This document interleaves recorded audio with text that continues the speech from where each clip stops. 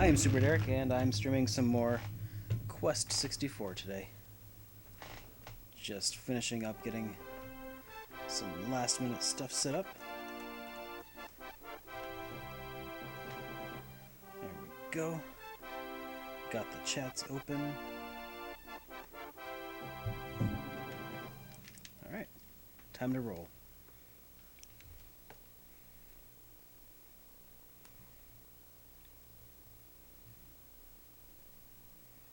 In just a second.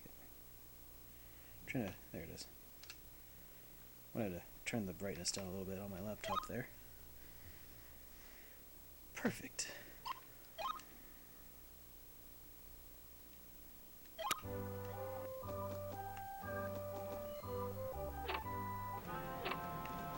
Alright. So, when last I left off, I think I figured out where I need to go. Took a little bit to figure that out. Somebody mentioned that I need to go down to the Wind Town, which is beyond the cave of some sort to the south.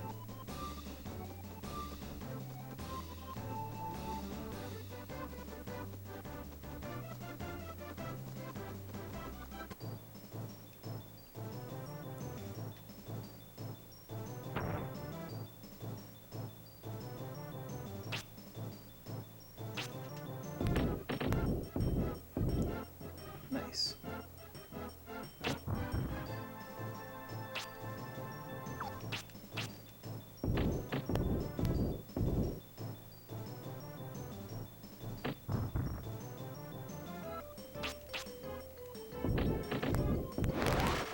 There. Got rid of that middle guy. He's the biggest pain in the butt because he can inflict a freeze status on you. These guys are just mild annoyances.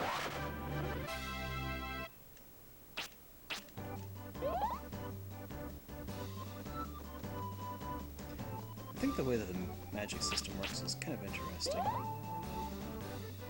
Being able to combine various elements in order to cast certain spells.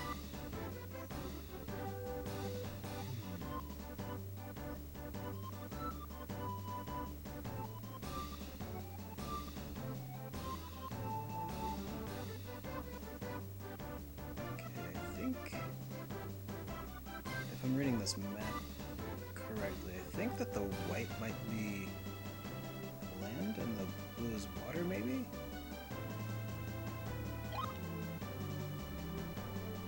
Or is blue the road? So from here I need to go west.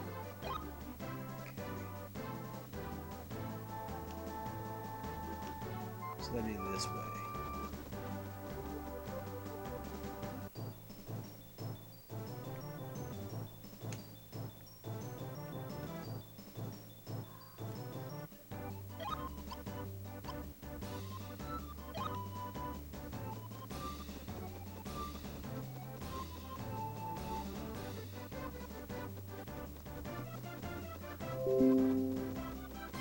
Across this bridge here.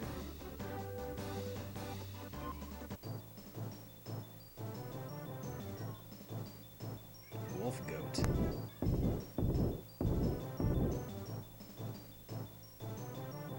Interesting.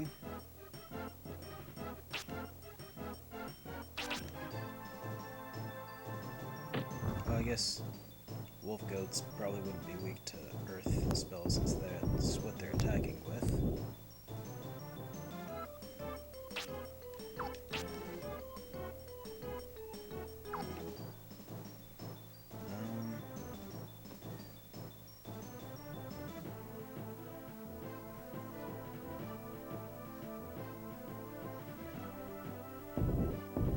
Seems at least like they don't have much in the way of range.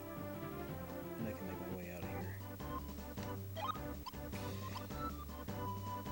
So now I just need to curve to the south. Like so, and this should lead me to that south cave. It says it's a monster, but that looks just like a... Looks more like a normal person than any of the NPCs in this game.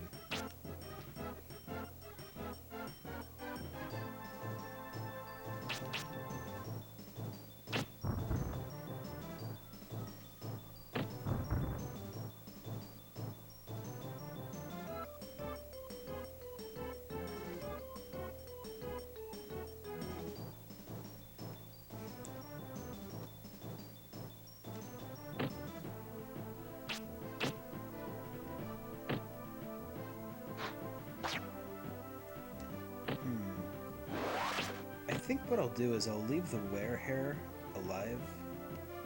Oh. As long as I can, because as long as it's around, they have to alternate attack turns. Kind of an odd mechanic, but keeping the weak enemy around will actually help me not get as badly damaged. I can't even tell if that hit. Come on. Here, if I just hold that, maybe? Okay.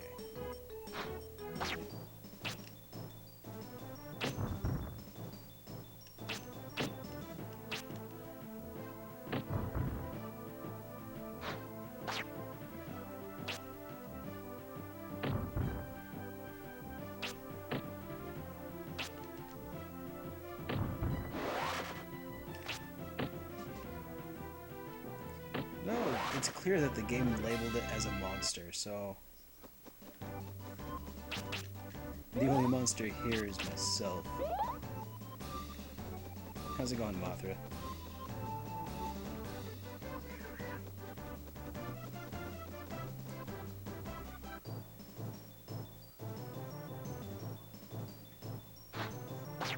But seriously, how do they make the monsters look more like humans than the NPCs that you interact with in towns?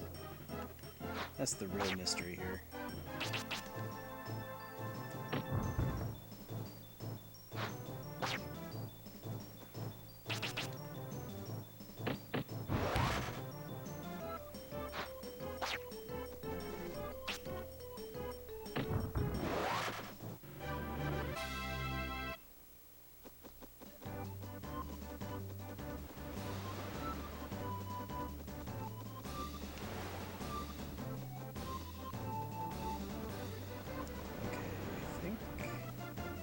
Is this the South Cave? Yeah, close enough.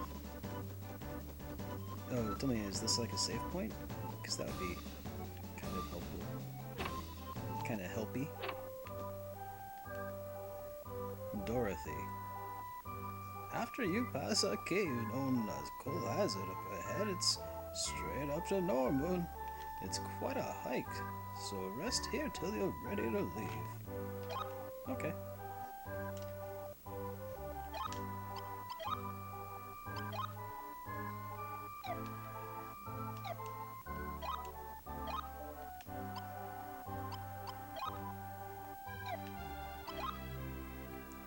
Okay.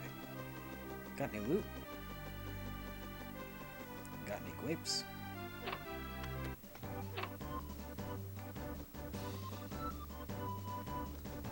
Oh, I saw a spirit.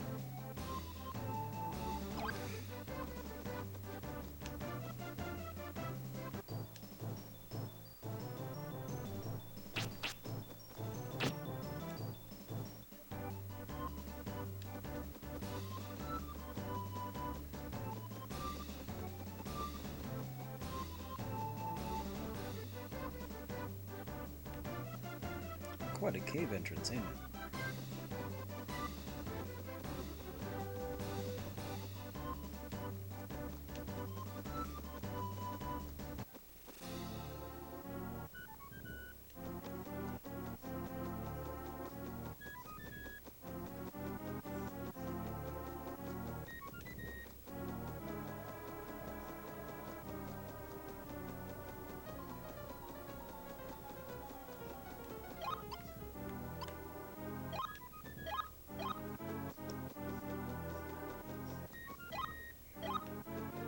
Doesn't seem like there's any random encounters in this area. Spoke too soon.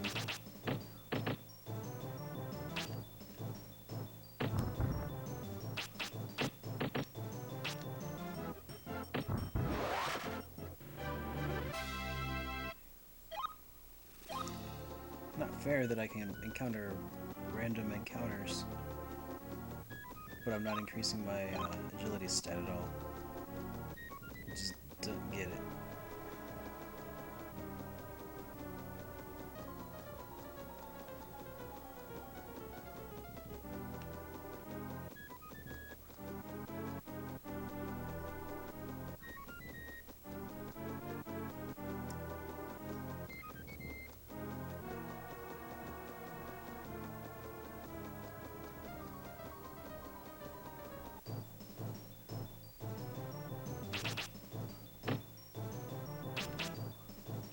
Ah, the dreaded Skelebat.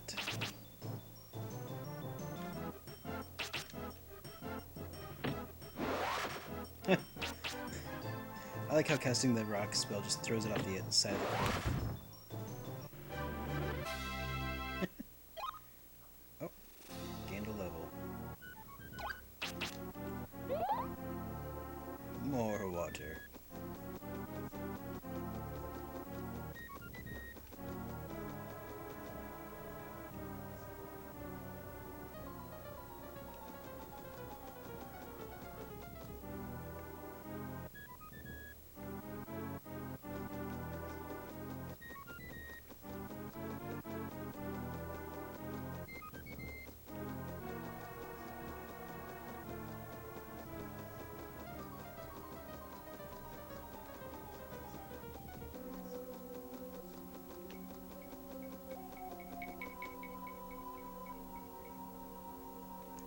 This music is so much better than the last town.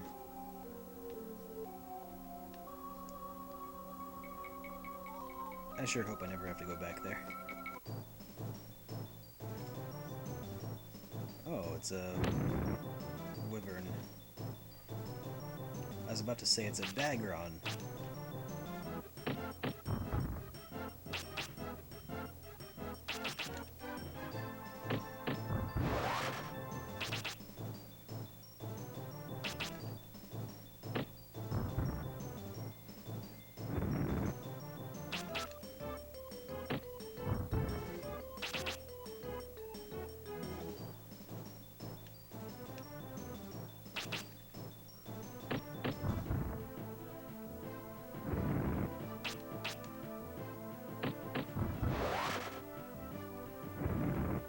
For a dragon, this thing doesn't seem to be doing very much damage.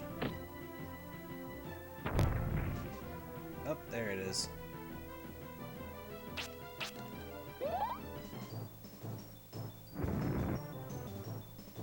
Okay, so the trick is to just be slightly out of reach.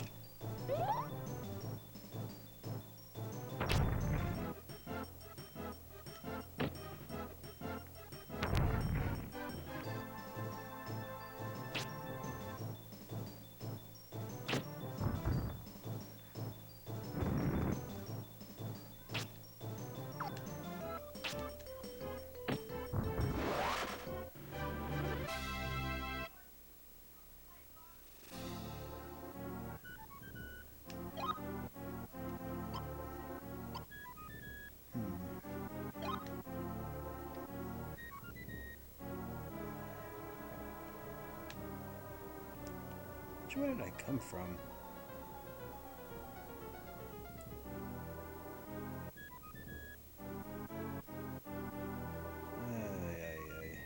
I think I go into the cave.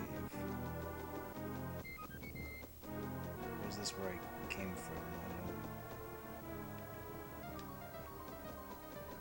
Did I come? Yeah, maybe this is where I came out. Okay.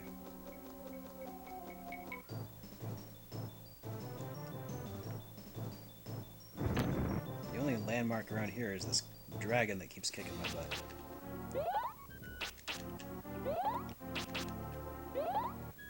But I suppose this cavern to my right is gonna be on my right until I turn around. Oh,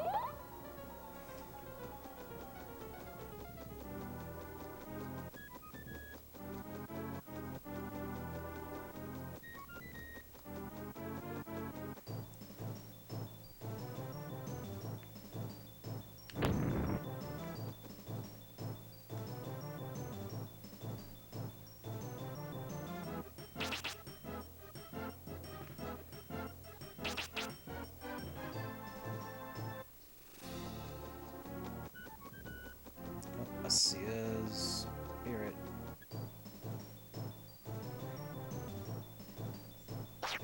Blood gel. Is that like coagulated blood?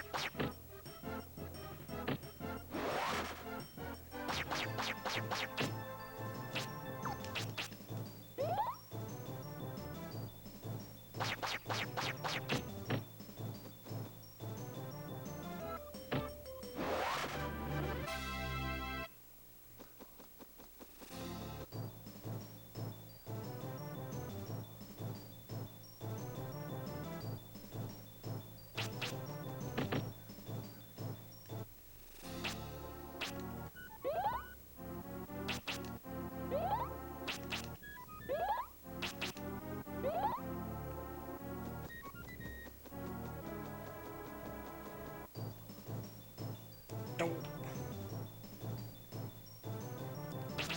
Oh, how big is this octagon this time around?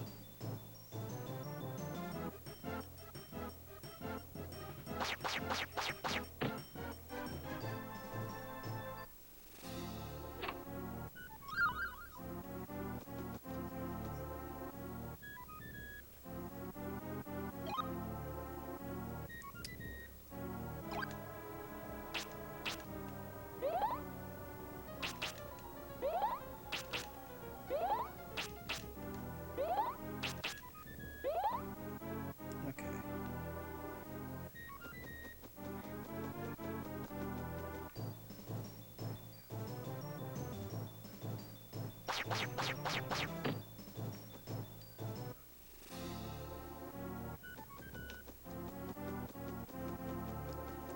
The funny thing about this is that even though I'm running away... Oh, there's another one. Even though I'm running away, technically I'm still building up my defense. Because they always get a couple quick hits on me before I can get away.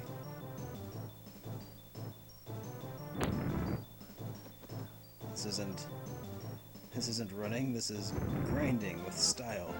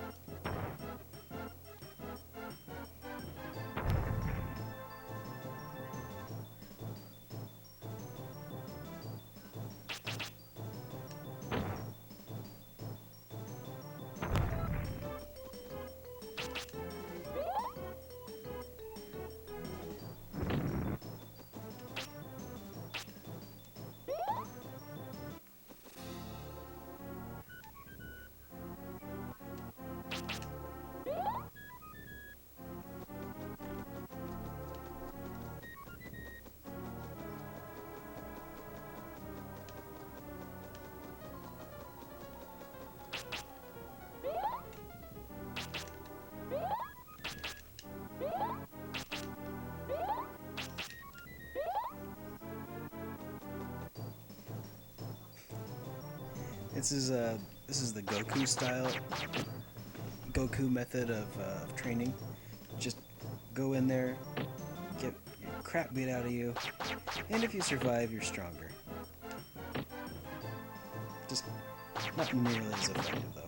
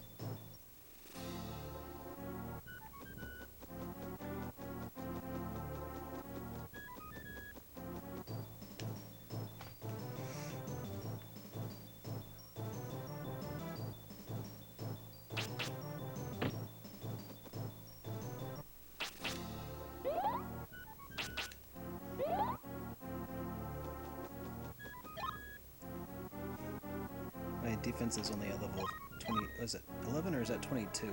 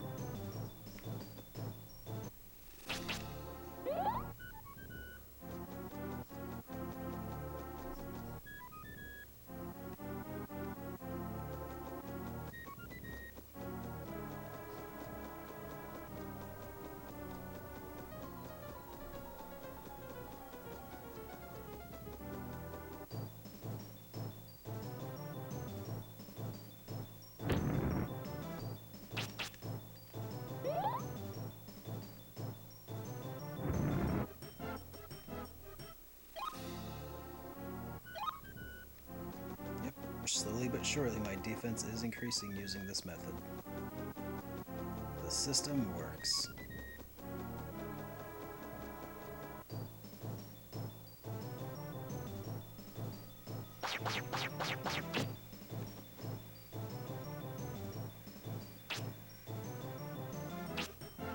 What does Soul Searcher do?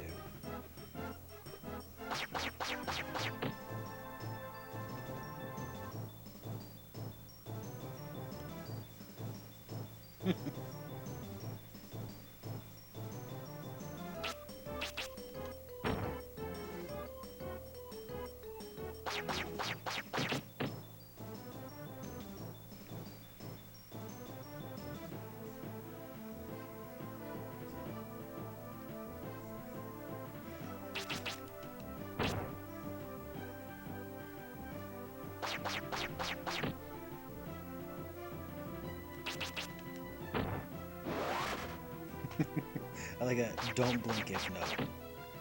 Look. Like, just don't blink at all. Ever.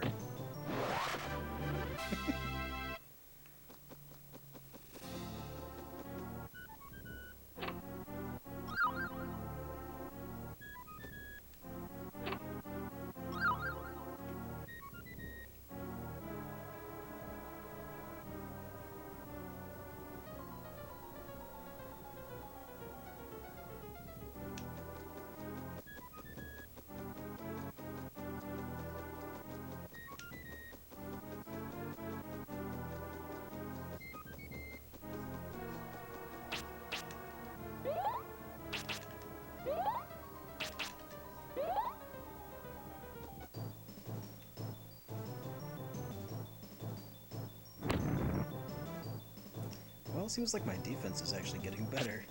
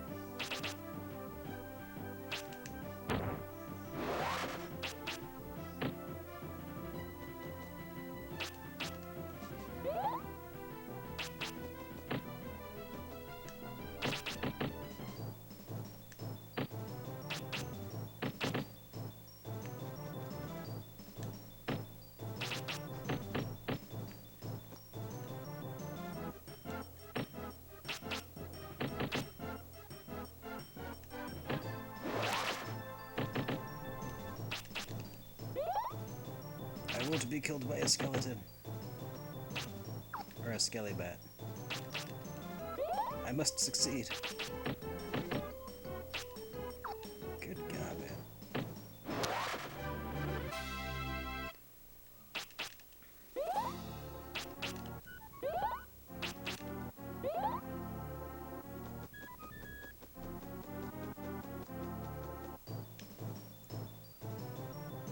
No. Nope, nope, nope, nope. Oh, come on. I'm clearly within the realm of escape here.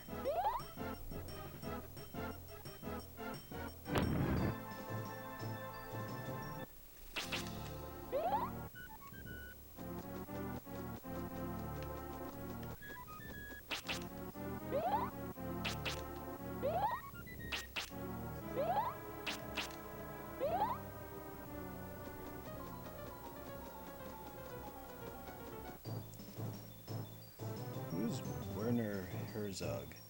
Sounds kind of familiar.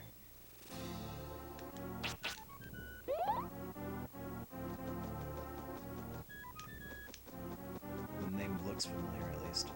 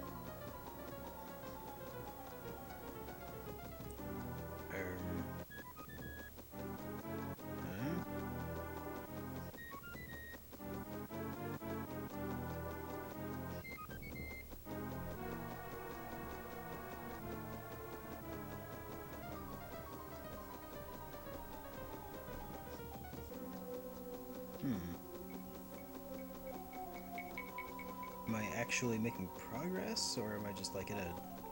Oh yeah, I'm making progress to something.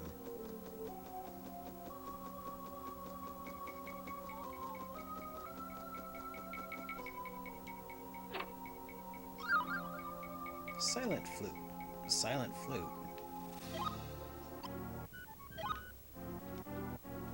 No, I just think they're making stuff up.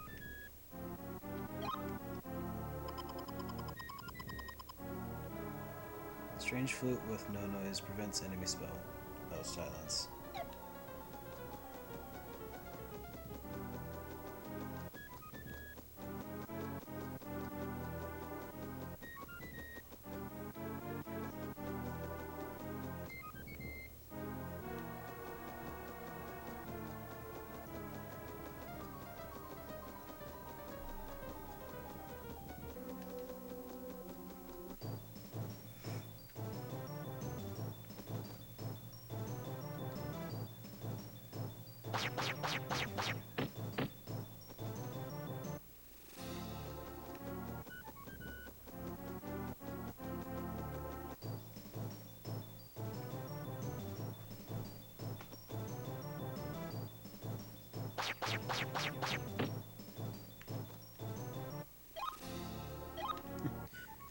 Yep, defense keeps raising.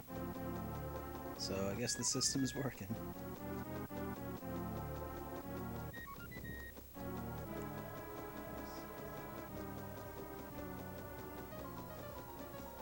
By the end of this playthrough, my build will be perfect. Because apparently, killing enemies isn't really necessary.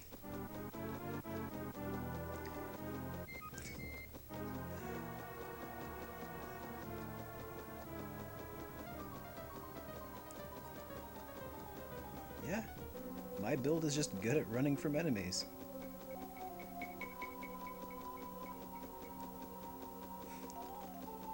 And healing afterward.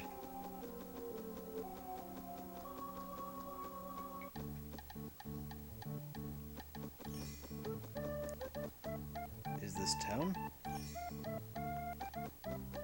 This is town. Hello, town. This is Brian. This is Slowdown. This is Vegeta. Or Rick. Hey there, have you seen silver-haired man with razor-sharp eyes? Where has that knave gone?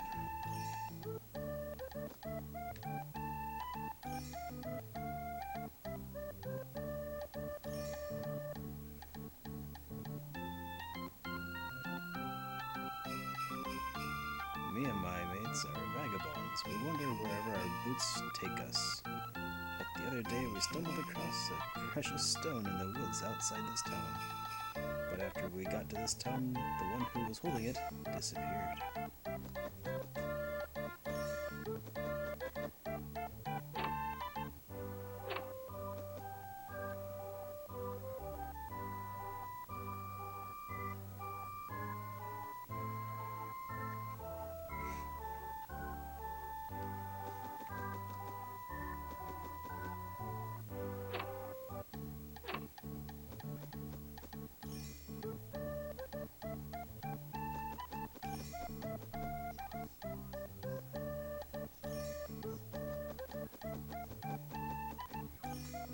Looks like there's a spirit on the other side of this. There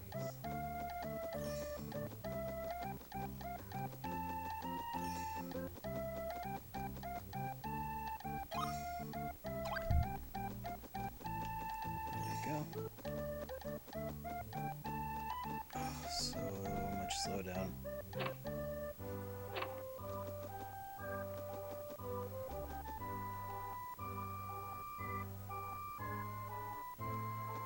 Oh, you'll give me more honey bread?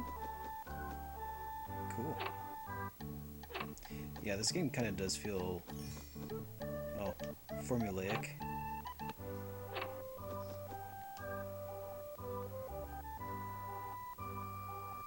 I'm just a hag, but I'm keeper of the green wings. That sounds like something a hag would say. I'm just a hag.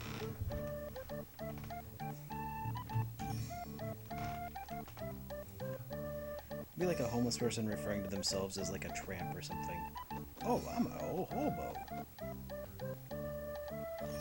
Oh, hey kid, I'm the town drunk. What? What is with this guy's body?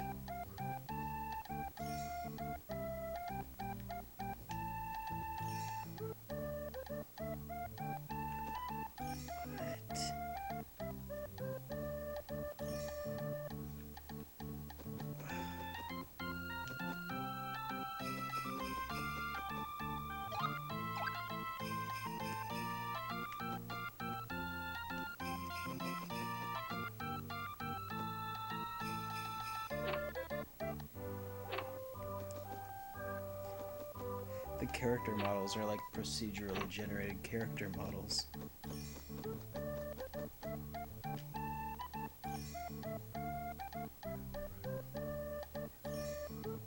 Yeah, this whole thing feels pretty procedurally generated. But look at these character models, man. Like, this looks like one of those things that, like, you know how they like teach a computer how to learn how to walk using just like a couple of, I don't know, polygons or bones, and like they evolve into something. Like these guys look like the result of that just happened to look somewhat humanoid. Oh, hi you. So you too have come to this town. I heard of a mysterious gem in the wood for us. But the power to control the wind. I heard that the wind sorcerer has been there. As if for how long, I wonder? I don't know. Hey, what brings you to the town? You want to stay here? Yeah, I do.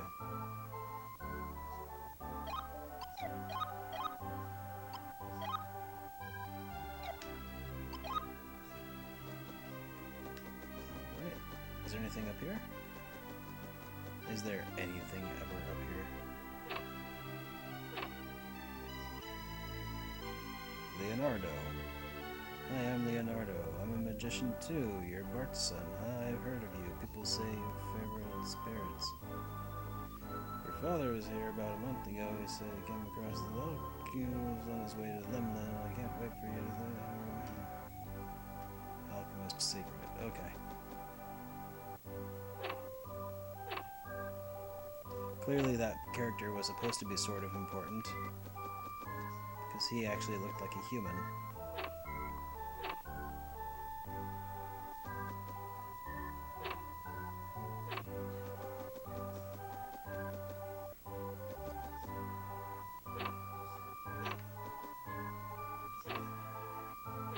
Oh, here's a humanoid.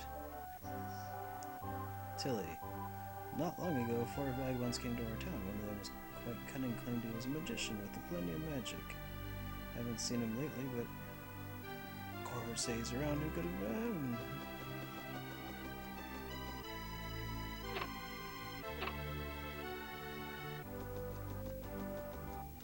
Alright, so 2 empty and 2 with semi-empty characters.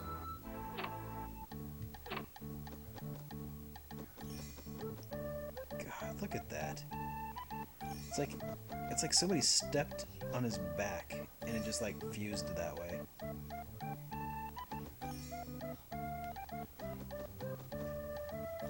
Guy's got a tumor in his belly, the size of a watermelon.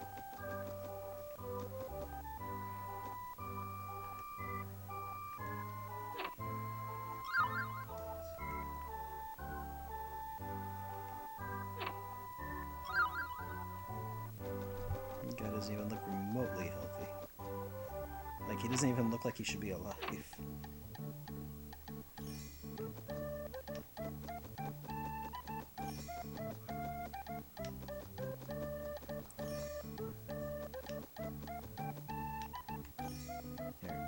we'll do him a favor. Oh, okay.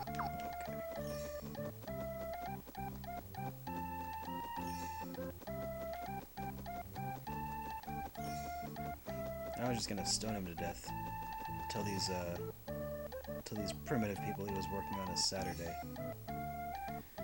There's a magician in our group. So he kept to himself. He disappeared not far from here. He might be in the woods. You don't say.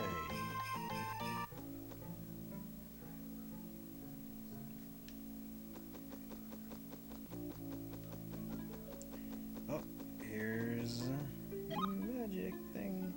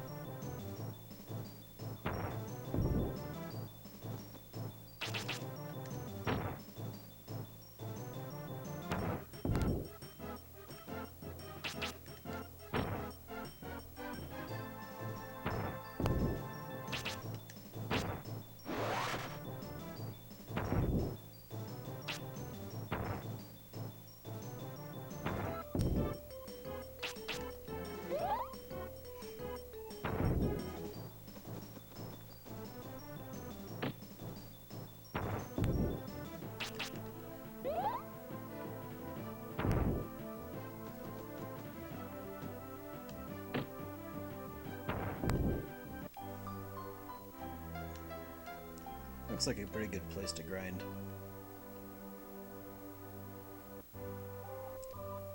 I wonder if I could just like continually heal in front of one of them and they'll just like keep hitting me. I wonder how quickly that would raise my defense if like there was some sort of equilibrium achieved there. Just constantly get hit by a spider.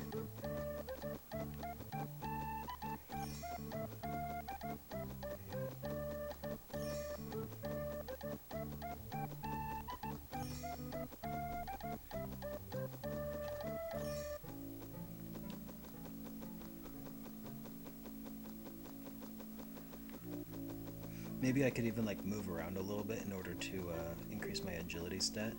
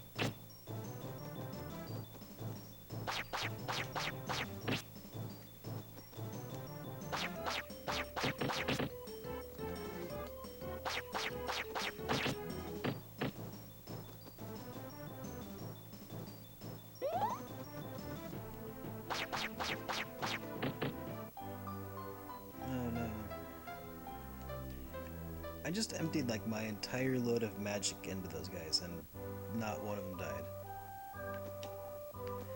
Guess that's what happens when I don't grind.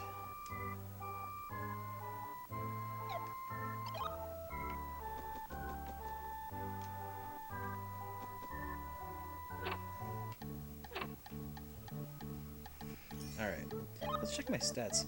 Defense is at 26, 5% of experience points to get to the next level.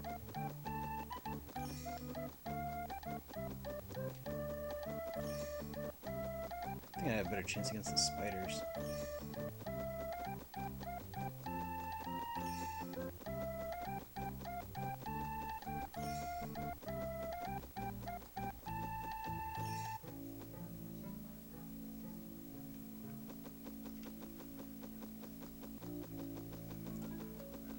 Yeah. Talk about death by 1,000 tiny cuts.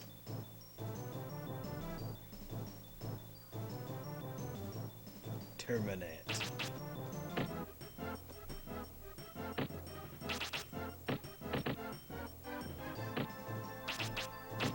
Actually, just a termite.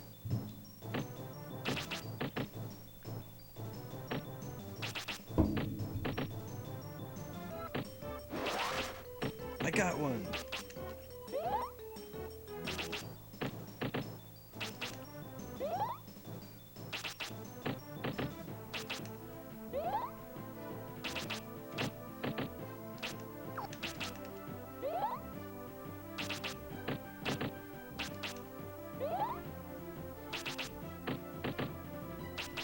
I gotta be honest, things aren't looking so hot for the old Brian right now, boys.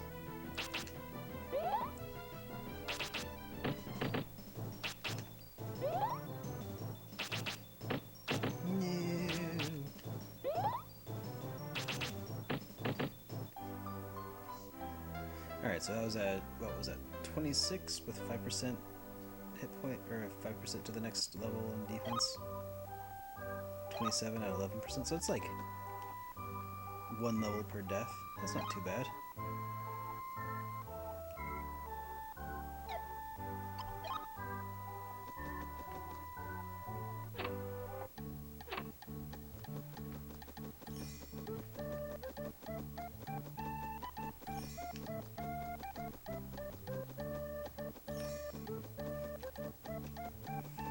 Got annoyed to death by thunder slimes.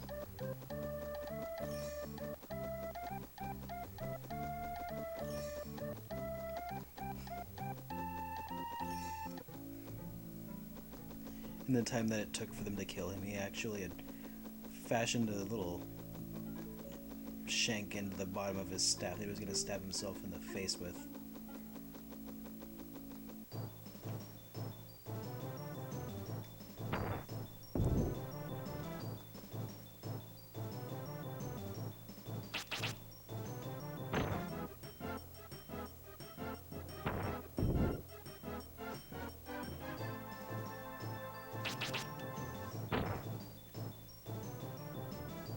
Let's see if I can take any of these guys out before I die.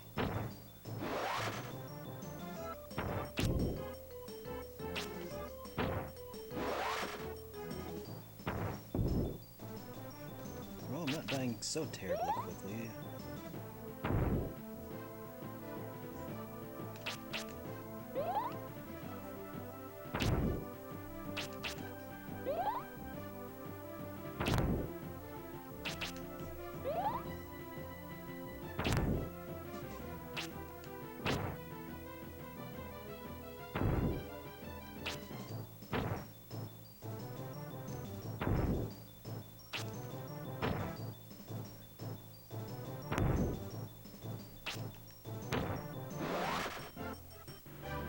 I won a battle. Alright. Let's see. I'll just keep leveling up water, I guess.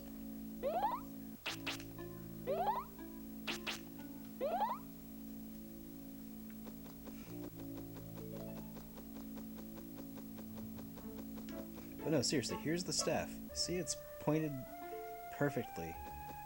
That wasn't like that at the beginning of the game. Yeah, it was. He was just gonna lean it up into like the nook between the road and the hill. Just gonna put the large end there and then just fall on his staff. That was his plan.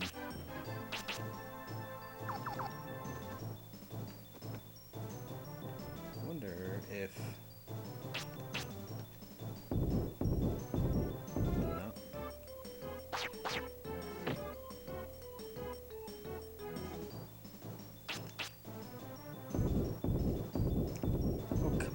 went right through them all.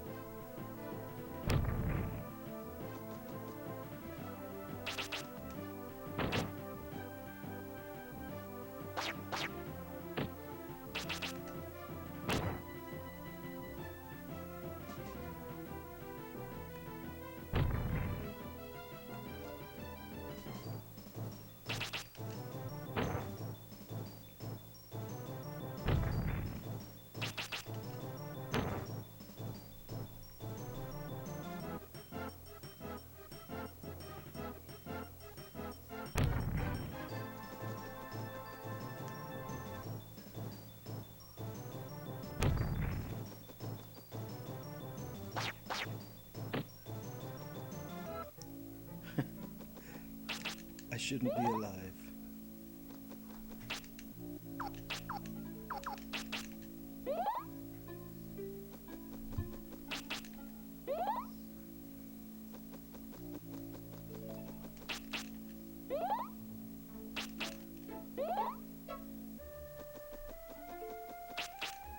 Ah, there's a cabin.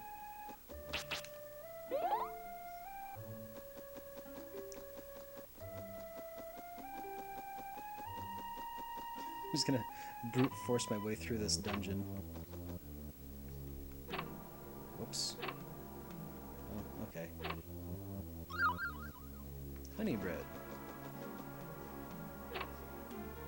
Oh.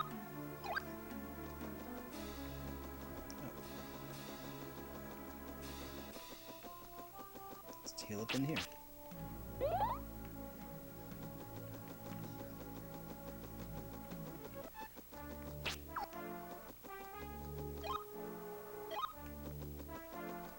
Alright, I'm all healed.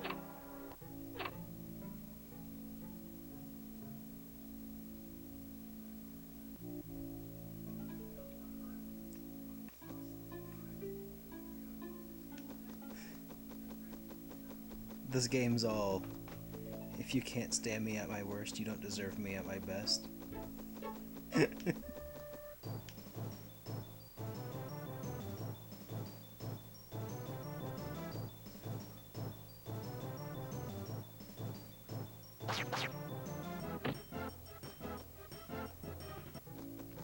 Escapade.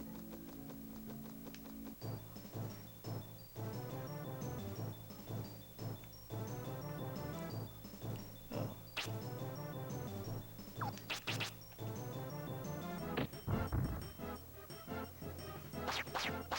Fighting jack-o'-lanterns. How season appropriate.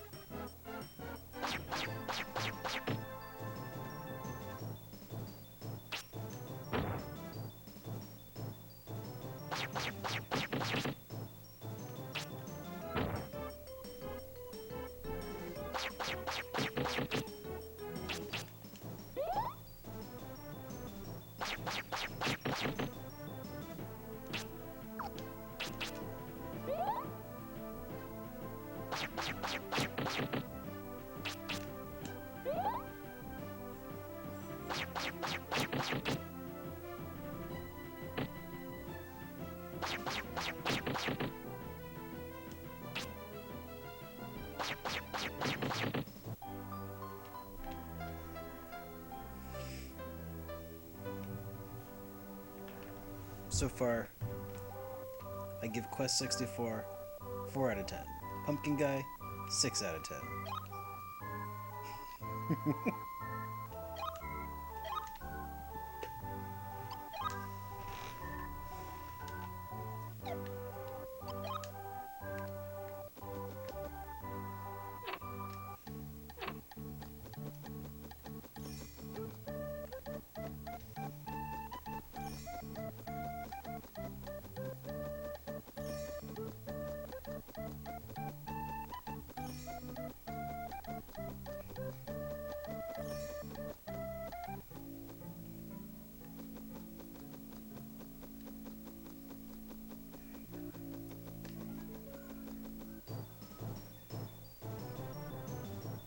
I gotta be honest, the only thing that could, like, make this game seem any better, or, like, be any sort of excuse for the game at this point is if, I don't know, if, say, the game was actually meant for the Super Nintendo, and then they just, like, moved it to the Nintendo 64 after the 64 was announced, or something like that. Like, that's the only scenario that I can envision that might redeem this game somewhat. Like, oh yeah, this game wasn't even supposed to be on this Nintendo 64. It was supposed to be a... This is actually just the Nintendo 64 running a Super Nintendo emulator. And that's why the graphics... And that's why everything is so weird.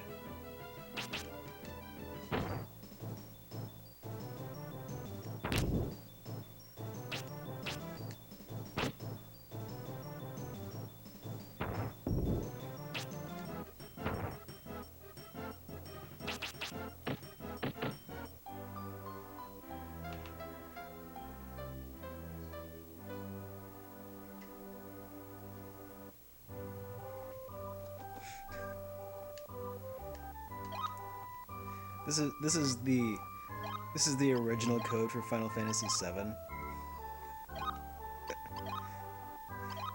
This is the original code for Final Fantasy VII for the Nintendo 64, and they're just like, oh, this is so bad. Here, THQ, just spread this around, would you? We're going over to the PlayStation.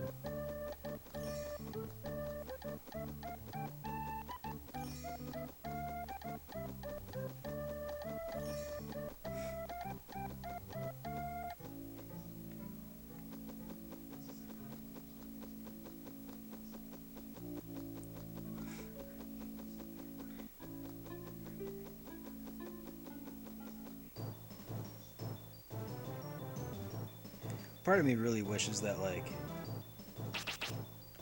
Earthbound 64 actually came out. But then, if it were anything like this... Can I move these guys?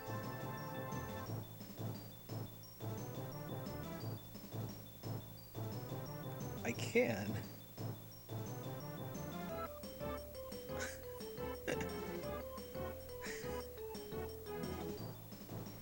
Okay, you go there. Oh, how about move you this way? Let's see if I can group these guys up all in this corner here.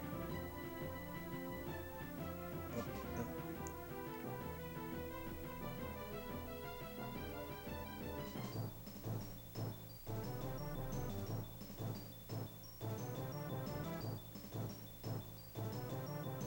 Yep. Slowly moving him over that way. And now you.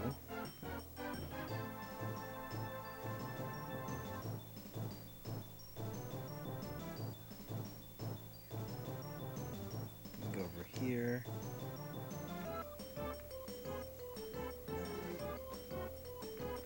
And then you go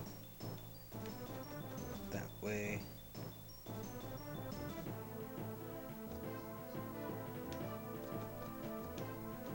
Let's see if I can group you guys up a little more.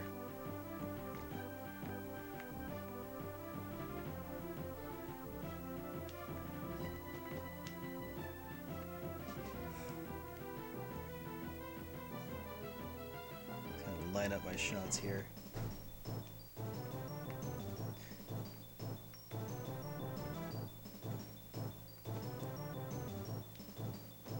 There. And then... Stupid camera quit fighting me. Okay.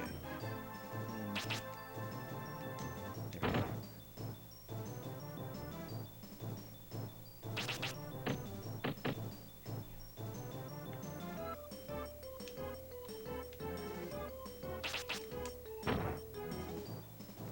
And they're all piled up like right on top of each other. How am I only hitting like 2 at a time?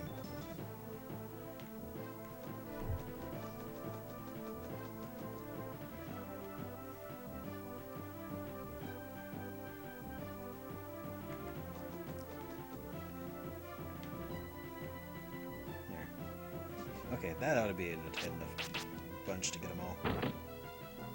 There we go.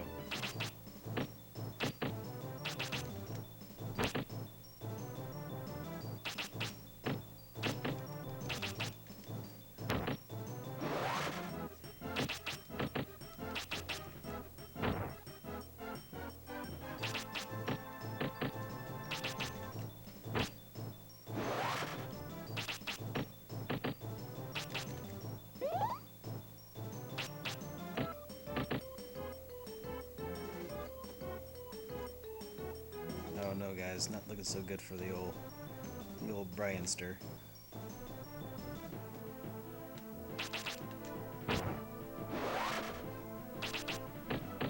No.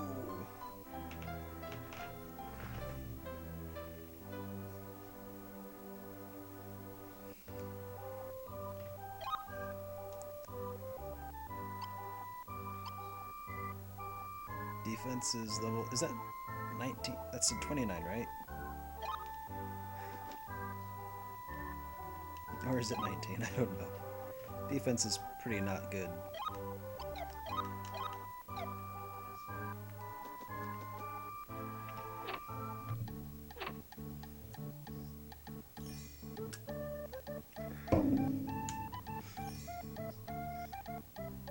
Like, I think in this game there were probably... I bet that creating this game was hell for a certain couple of people. I have a feeling that this game was made by a team of maybe 15 people? Maybe? Maybe 15 people, that's my guess. Like the actual development by 15 people. And maybe 2 of them were able to communicate with each other and were probably like good designers. And then the rest of them were like, I don't know, day labor. Just pull up to a chair.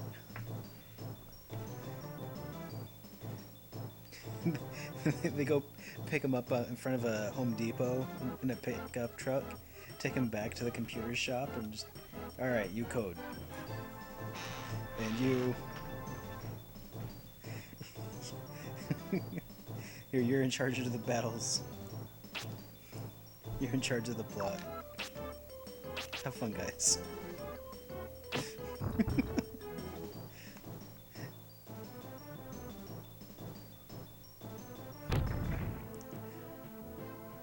The guy who wrote the plot was only given 1 day.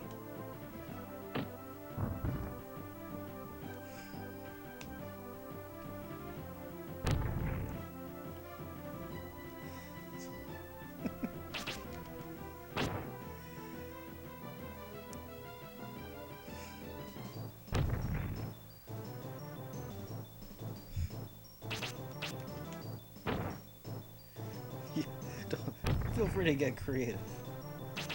And like, there were 2 people who knew what they were doing. The first person was the guy who came up with the concept of, you know, hey, the more you use a skill, how about that is what determines, you know, how quickly you level. Sure. And then there was the guy who like designed like the 4 good models in the game. And then they're like, and he's like, I'm getting paid for this, right? And the producer of the game's like, what? And he just, well, okay, I'm done. The 3 good character models in this entire game were from some guy's portfolio who applied for the job.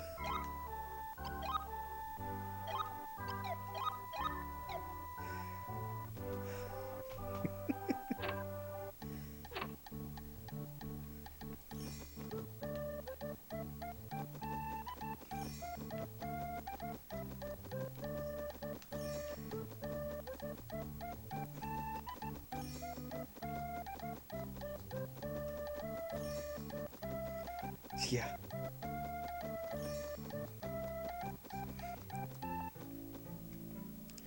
So the game is called Quest 64. Does that mean that there's a game just out there called Quest? It's like a, I don't know, a prequel?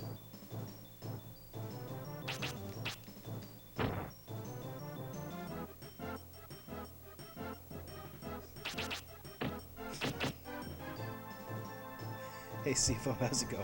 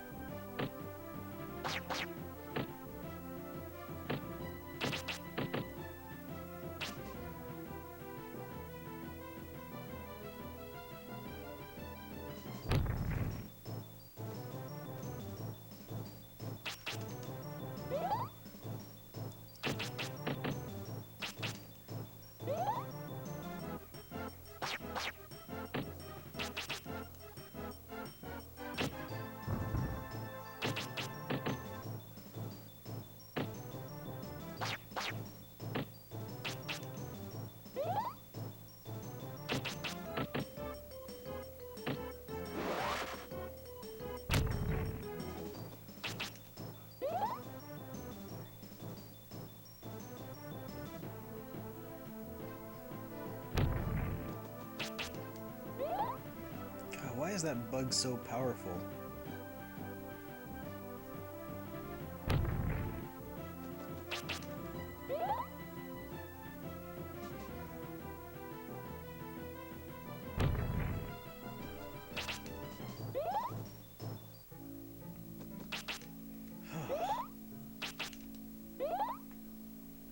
I feel like I'm part of that show. I shouldn't be alive.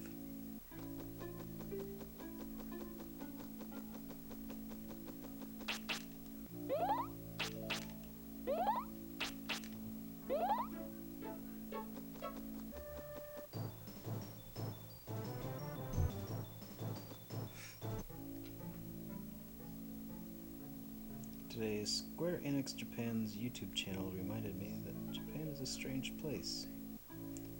And linked the video. Just don't want to scar anyone's life. Oh, could you give me the, I don't know, the shorthand version, the the Cliff Notes version? What did Square do now?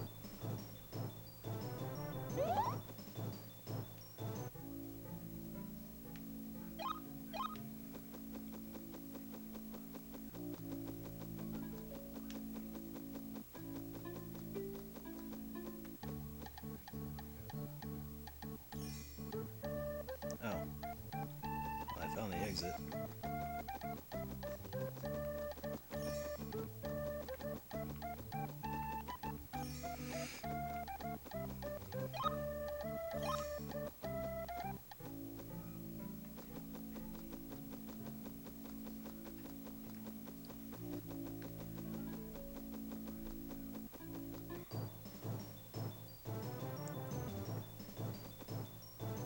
I think I already had a pretty good idea that Japan was pretty freaking weird, though,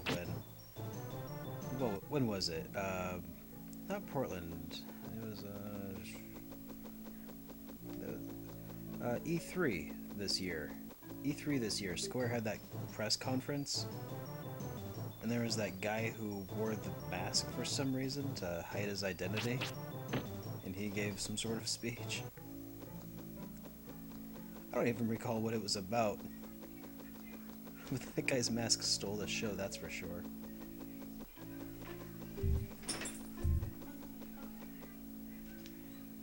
Maybe he's hiding his identity because he's the one who developed this game.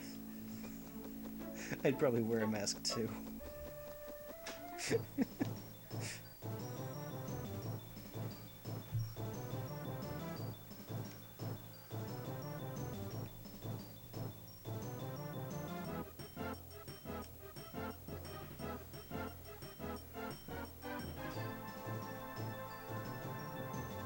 That sounds amazing, Seafoam.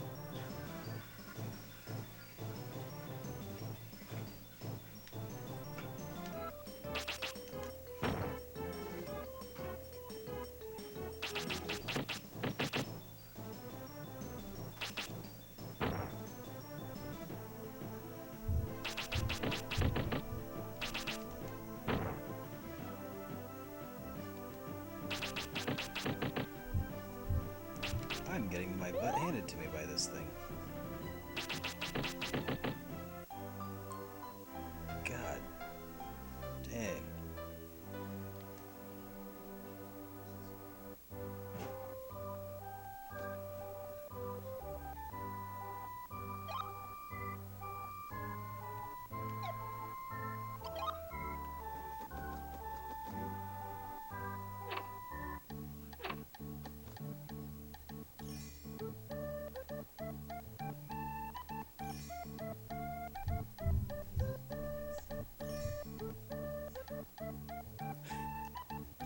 He wants people to pay attention to the games, not him. That's why he wears the really big distracting mask.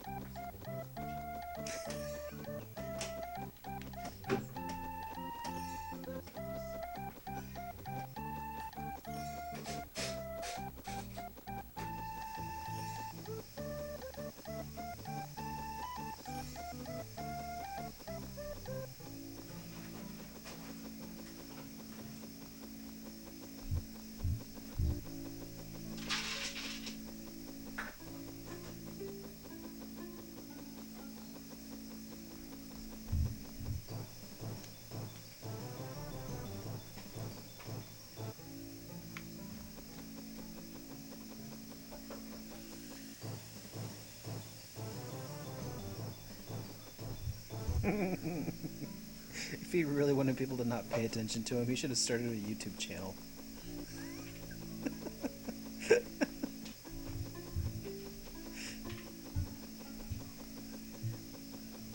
Hey, babe. Hi.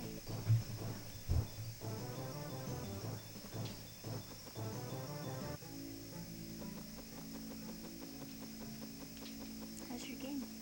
It's terrible. This is a terrible game. Oh, there's the thief guy.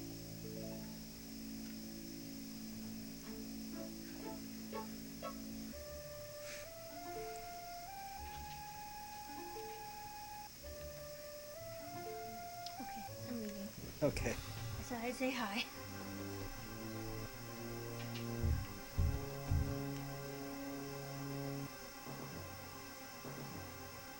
I wonder if I just keep my distance if I'll...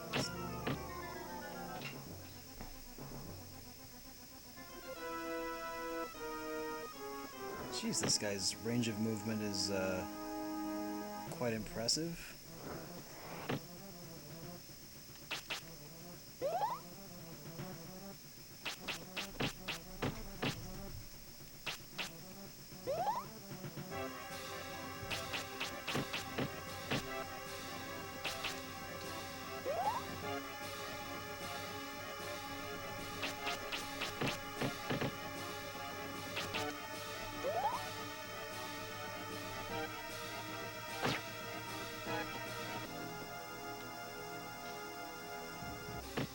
Bash.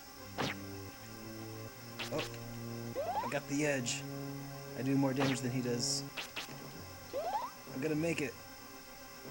I didn't make it.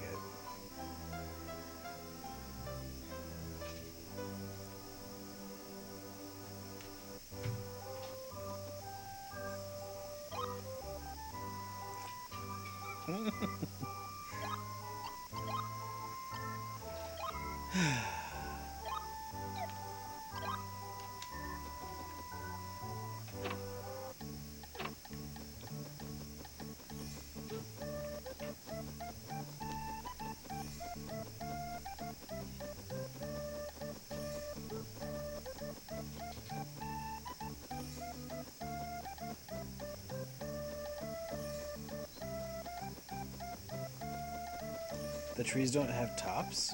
Wait, what? I must have missed that. I guess I'll get a chance to see that again, though.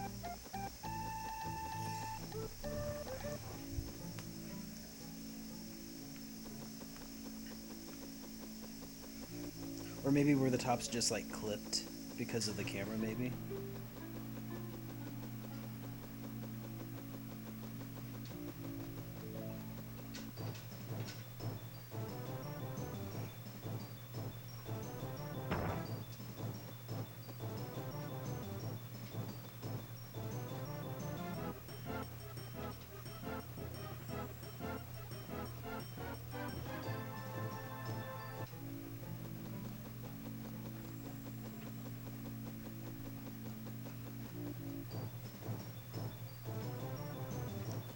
Oh yeah, these guys killed me really bad last time, so I'm just gonna avoid them.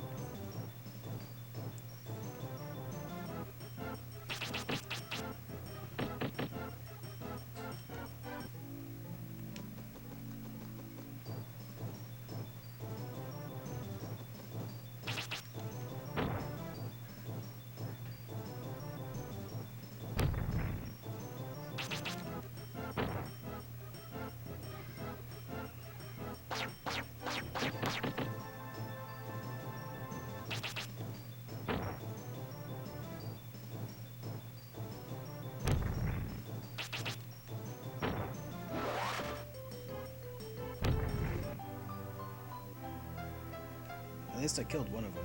But you are correct. The tree had no top. Alright.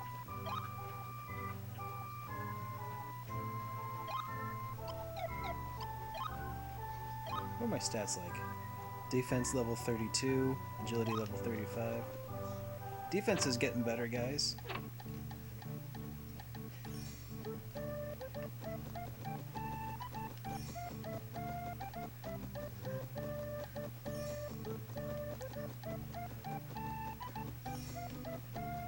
I'm not sure why they didn't just reuse the trees from out here. I mean, granted, these are, you know, flat images, but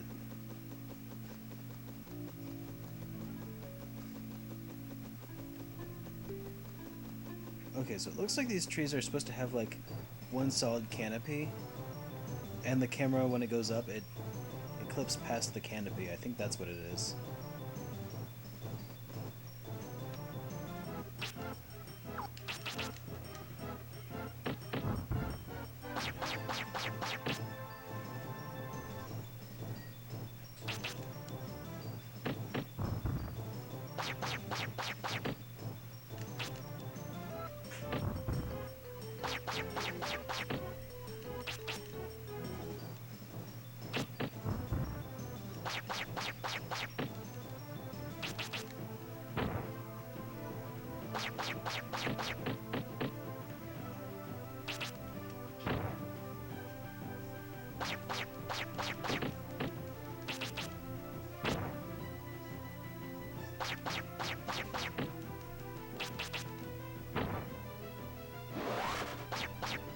Hey, I killed one of the thunder gels.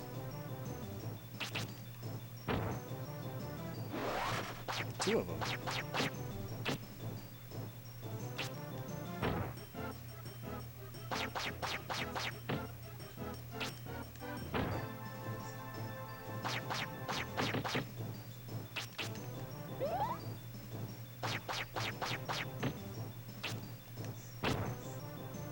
Oh, come on.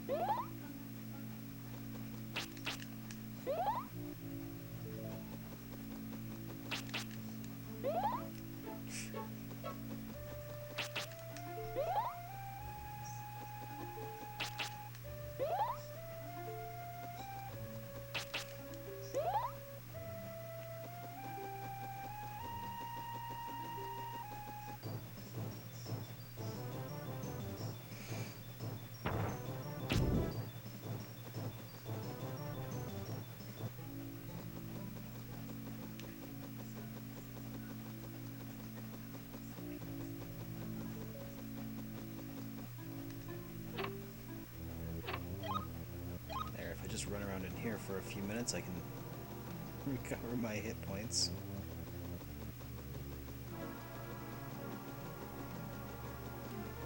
I wonder if running around in here will increase my agility. So I'm level 35, 86%.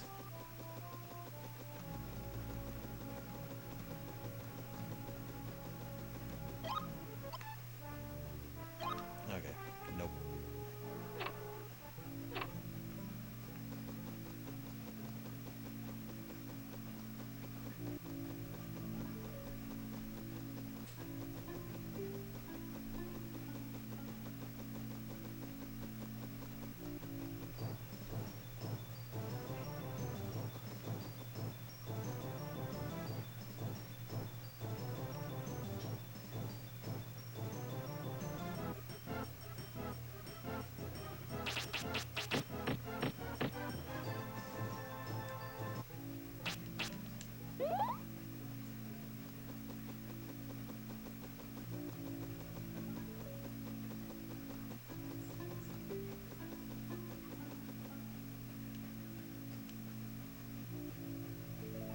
Alright, can I take him? What do you think, guys?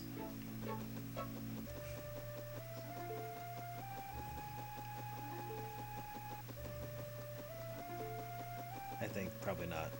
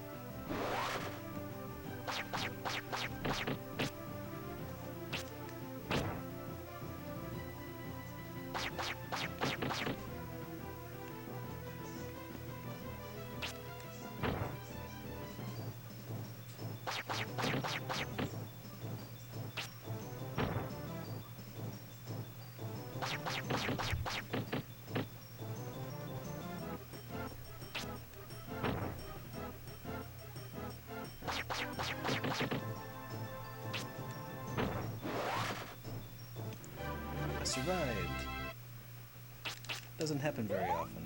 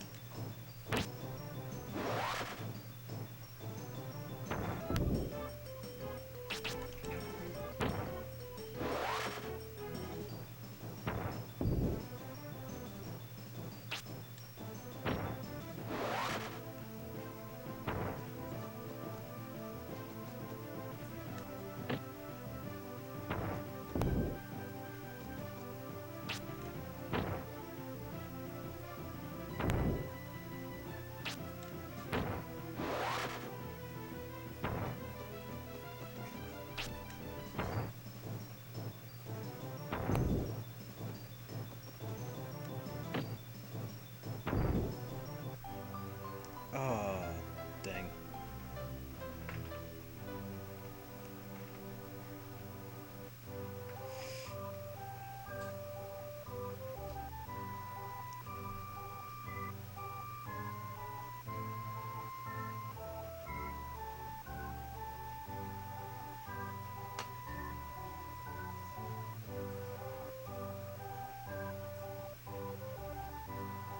Huh.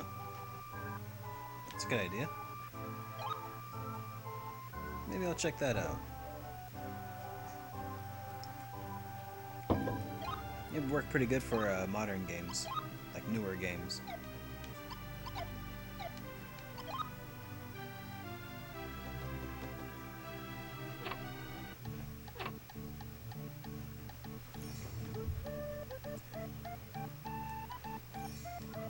Let's see.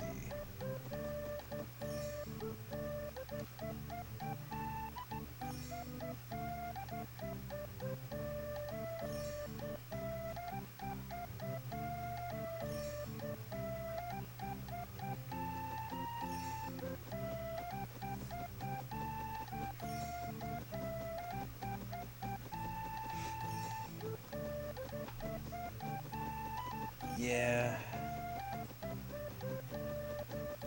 That's what I've been told. I got it. I'm gonna play it. It's just a matter of timing now. Now that I've done all of the 4 personas, I'm gonna get into the other mainline SMT games. Excuse me. And you know how I am about doing stuff in order, though? So I'll probably start with, like, SMT 1 back on the SNES, and then move on to the others, maybe.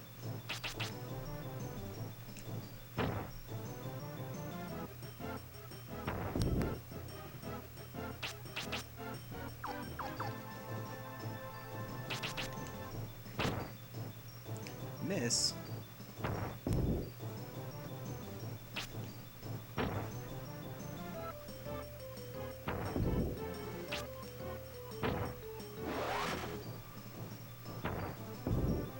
I hear that about all SMT games.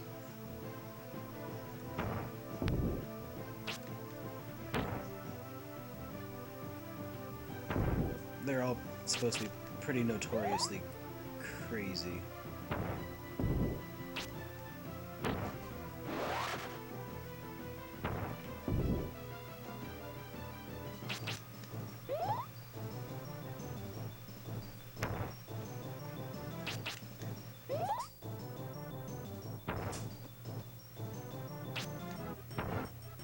Whoops.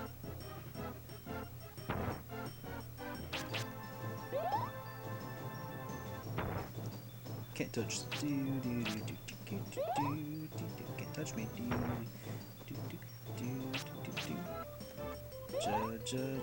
Just like the bad guy from Lethal Weapon 2. I've got diplomatic immunity, so Hammer, you can't sue.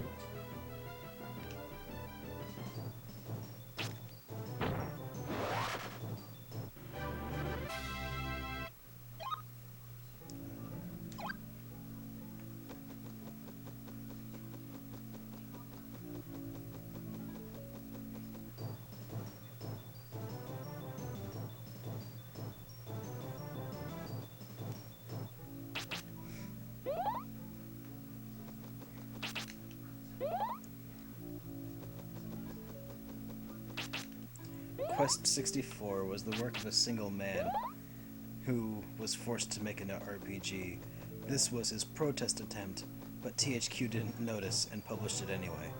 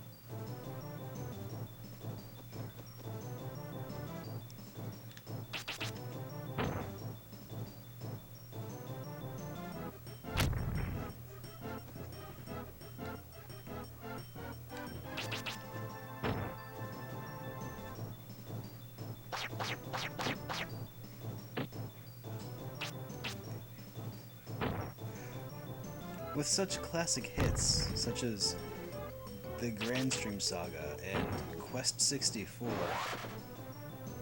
who could have foreseen THQ's unfortunate early demise?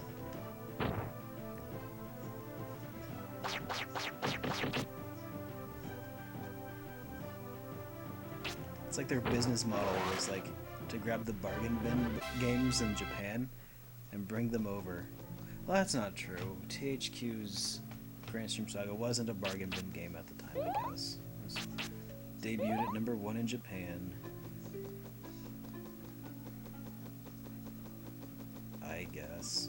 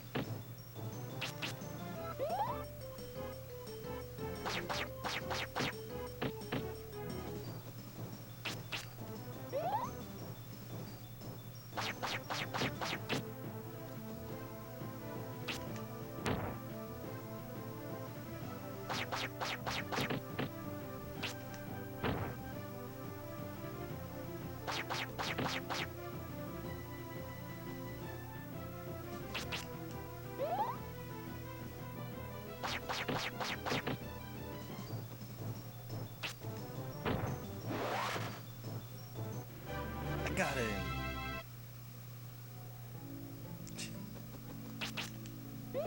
I'm not doing so hot, guys.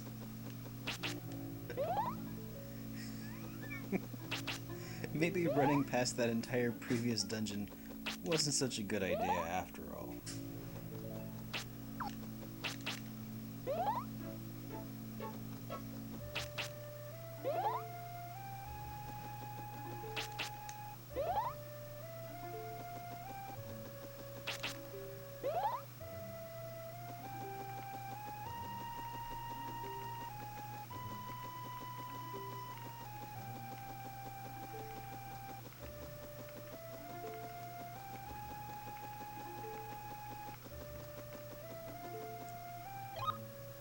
Huh. Agility 37, 26%.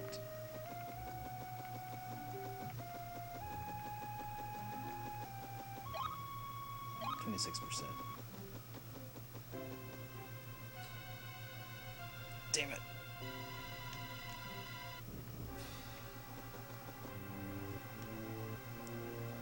Maybe I can just run away. Just get on this side of him.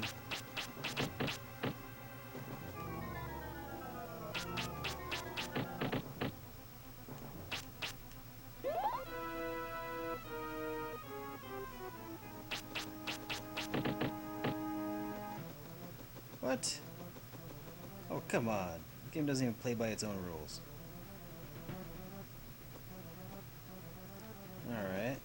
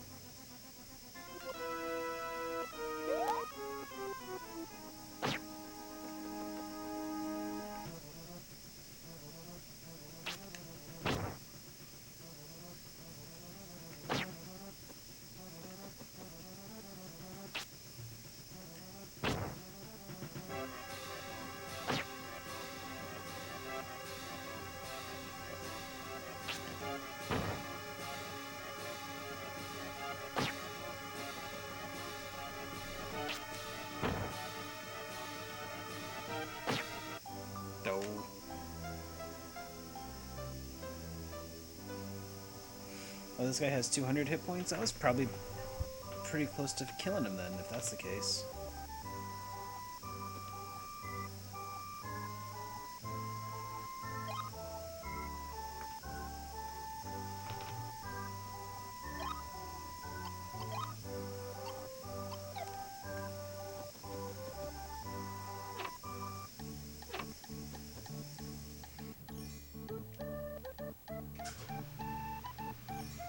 Yeah, I'm pretty sure I did more than 200 hit points of damage, but...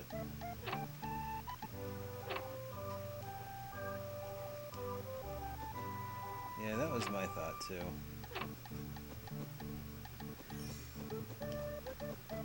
Maybe this game just really doesn't like me. It is actually cheating. It's a distinct possibility. The problem with Quest 64 is that it's actually self-aware.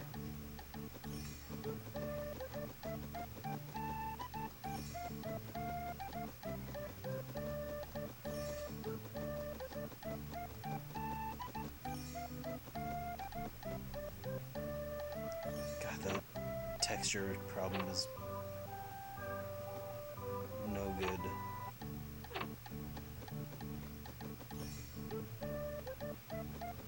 That's that. Where's the person who said that they would give me sweet bread or honey bread? Is it this person?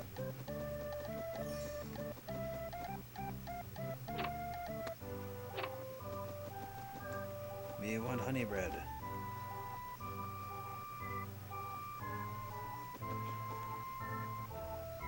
Oh, I still had honey bread?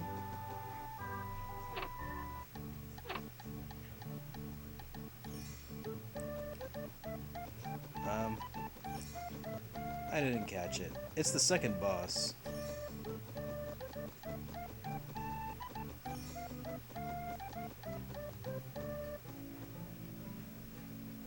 Yeah, I think it was a Z something too. It's like the one character in the game with a slightly interesting name. Meanwhile, our hero's name is Brian. Nothing wrong with the name Brian, but... like, it kind of kills the medieval fantasy vibe, don't it? It's like, they could have named him... I don't know... anything. And they went with Brian.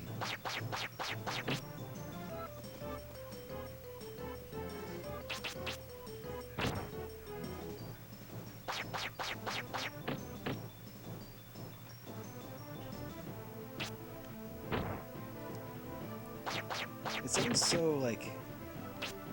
I don't know, they could have called him... Tyler, or something like that. Or Justin. His name could have been Justin. Oh wait, Grandia's name was Justin. Justin was cool though. This is Brian. They could also have called him Carl. Like that's a name that could have worked. Actually, I'm just gonna call this guy Carl from now on. Carl Pilkerton.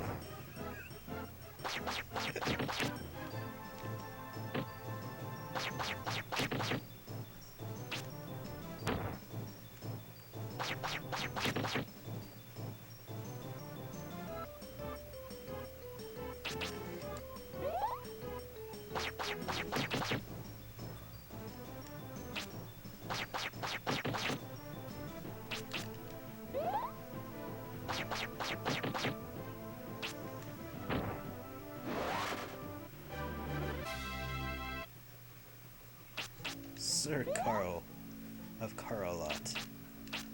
Oh, I have healing level 2. Huh. That's awesome. I did not know I could do that. I don't know if it's any more efficient to use that or not, but, you know, it's cool.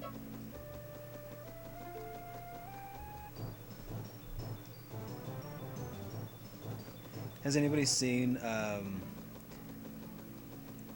what was it? An Idiot Abroad? The main guy's name is Carl Pilkerton.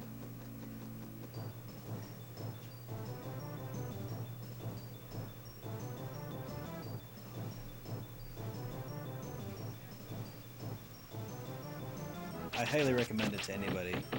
Or the sequel follow-up series called The Moaning of Life.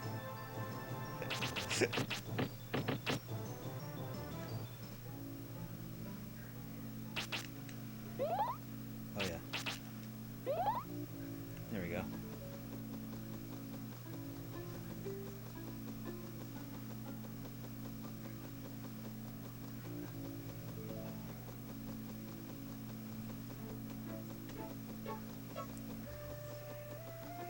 Yeah, Ricky Gervais is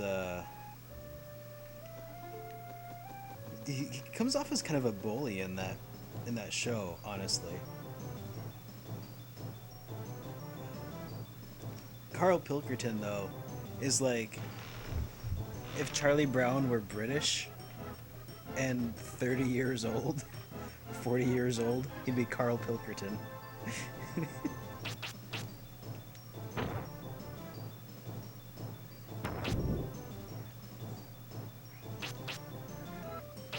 Oh, what's Ice Knife? Oh.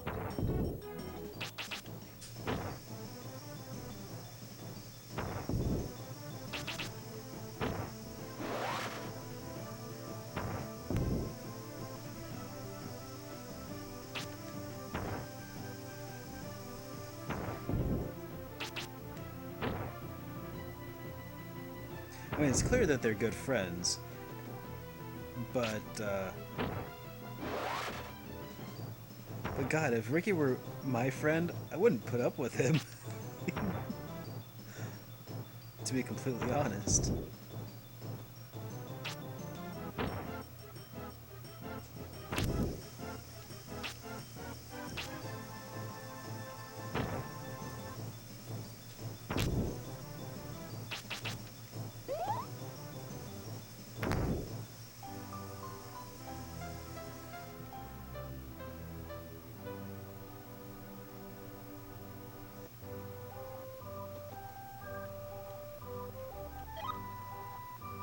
Anyways, so yeah, this is what I assume Carl Pilkington was like when he was a kid. Only his name is Brian. Okay, there's one cool Brian that I can think of. You guys ever seen Spaced? The TV series starring Simon Pegg, Nick Frost? Before they did the, their Shaun of the Dead, their Cornetto trilogy. Shaun of the Dead, Hot Fuzz, and At World's End. Before they did all of that, they had their own sitcom, and it was fantastic. And in it, there was a guy who was an artist, and his name was Brian. And that Brian was pretty cool.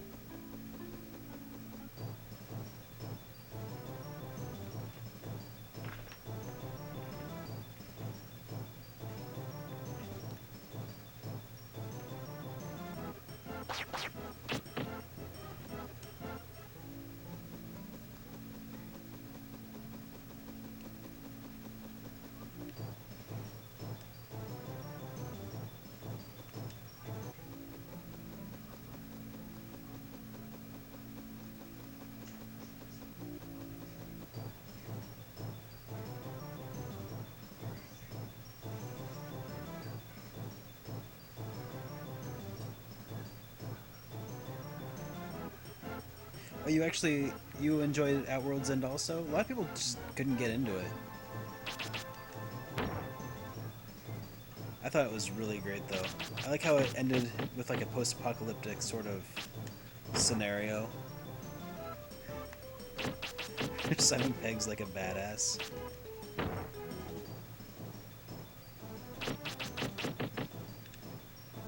Good golly, this thing's kicking my butt.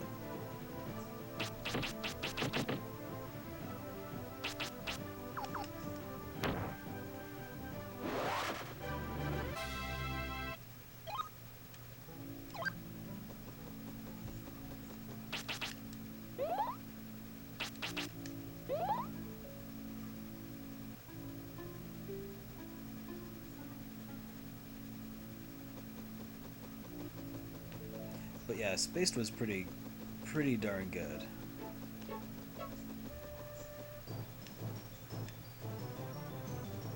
Ah, my favorite guys.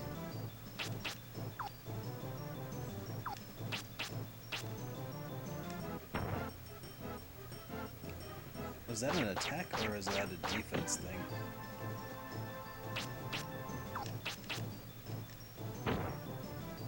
Oh.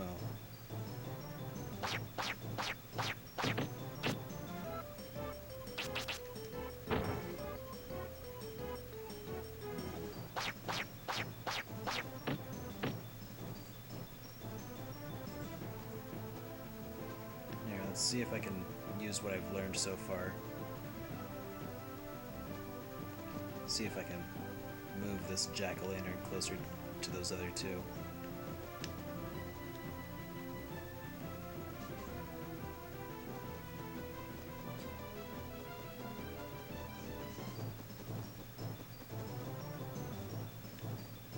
Doesn't look like it's working so much for this guy though.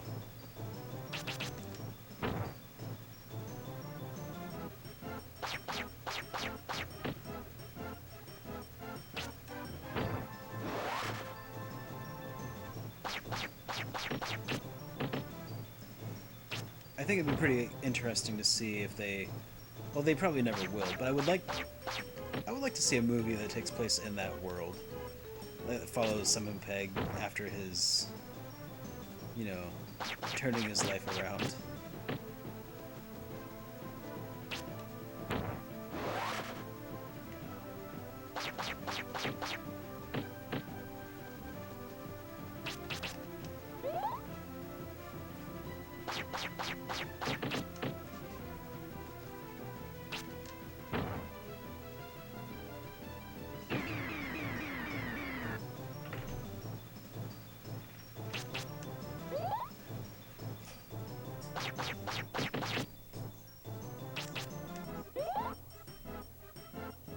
Yeah, it's the Cornetto trilogy. Yeah, you got. I mean, it's obvious he'll never do it again. There's red, green, and blue. What's left? Yellow. Yellow, right? It's yellow.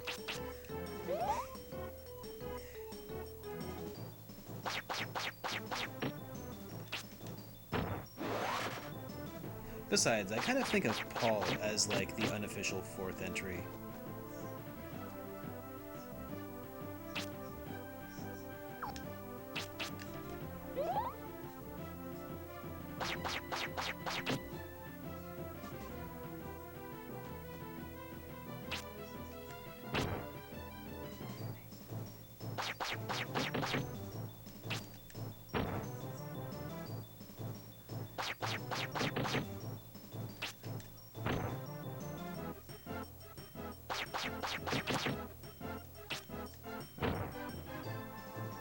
That's actually a movie I should probably Paul.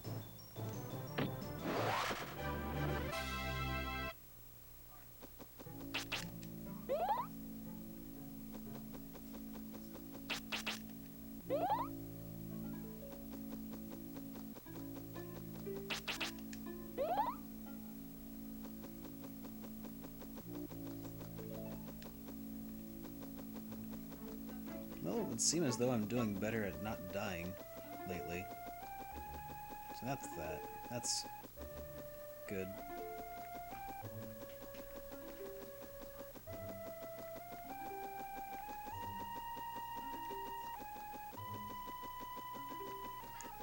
Lately I've been watching a bit of Moon Boy on Hulu, which is pretty great.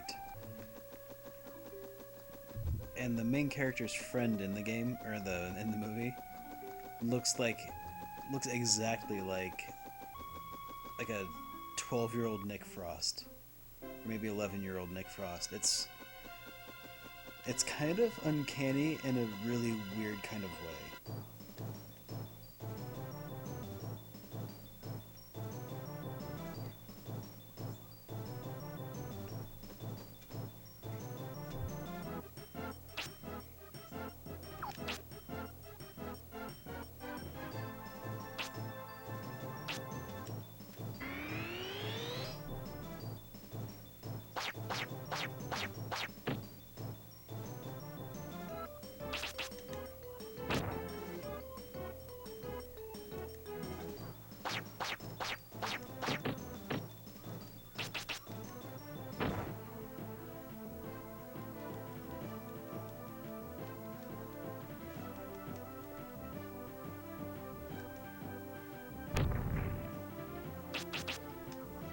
There's so much slowdown.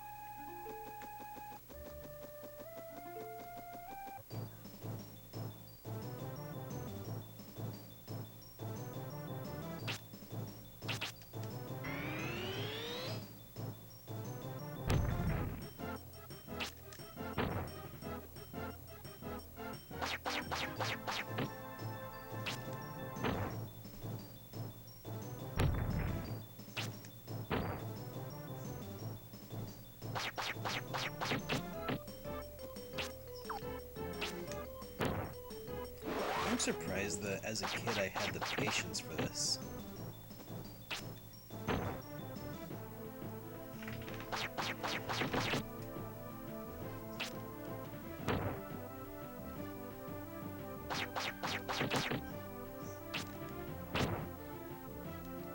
Actually, that's not true. I remember as a kid I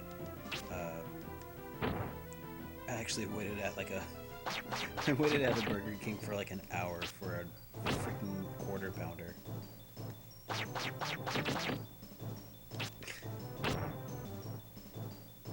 Like, it was a terrible restaurant out in the middle of like nowhere. I was just like, yeah, whatever, it's fine. Just, you know.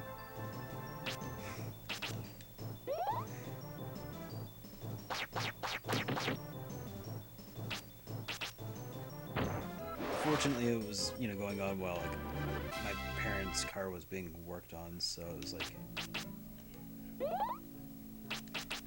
so it's not like I was waiting to go anywhere or anything like that,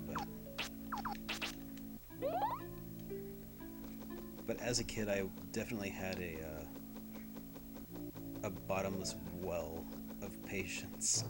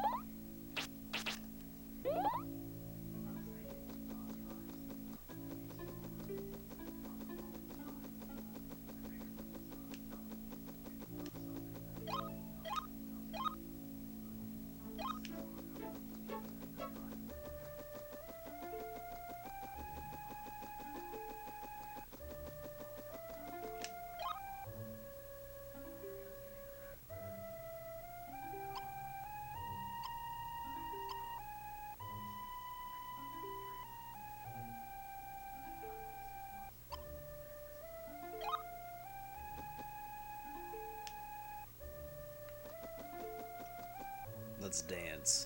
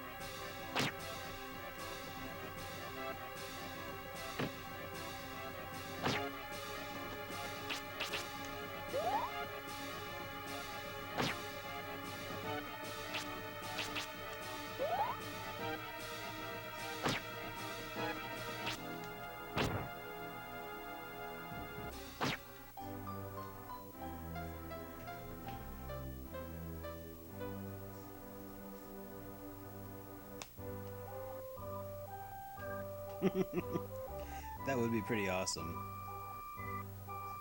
It does seem to sort of have a life of its own, though, don't it?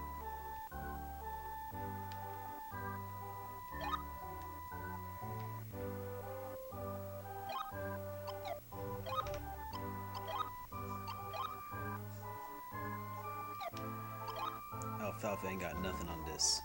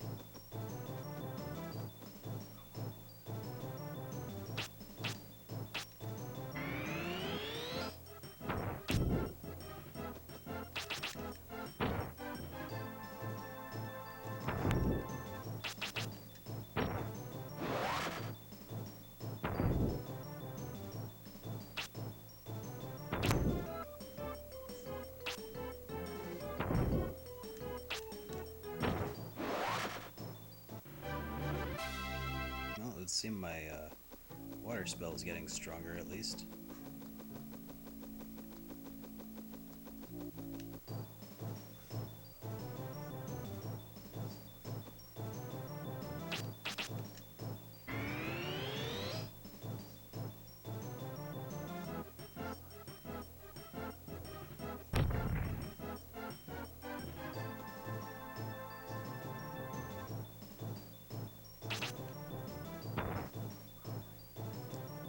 What?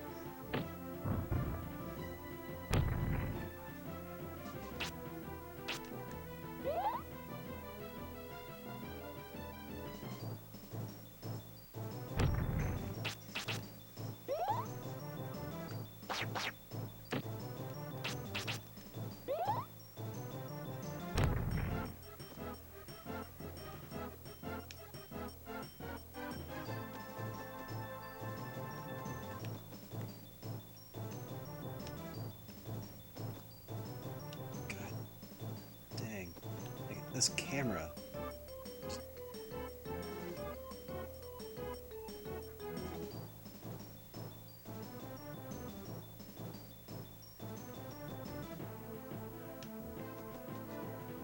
Okay. Apparently I can only really get the camera to stay where I want it to if I hold B. Okay.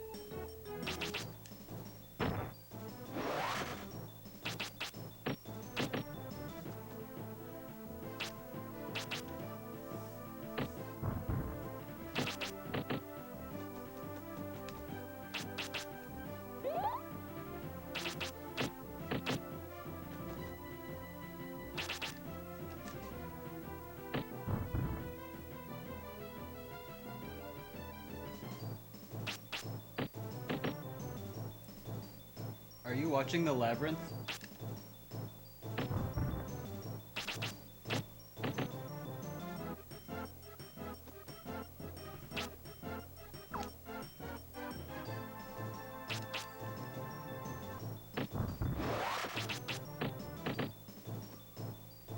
I love it when you can like identify a movie just based on like a guitar riff that plays at the very beginning.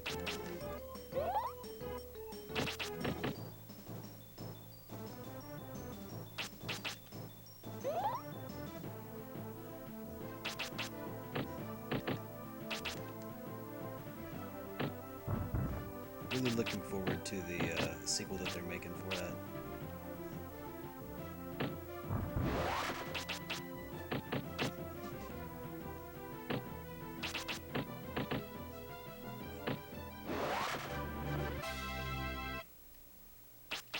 David Bowie reprising the role of Jareth. He's so awesome.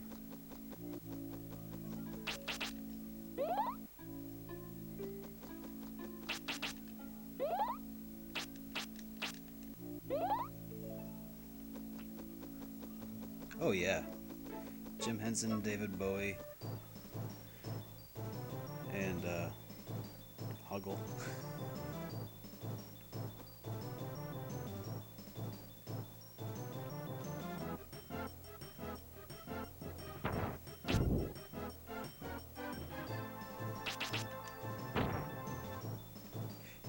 Interesting.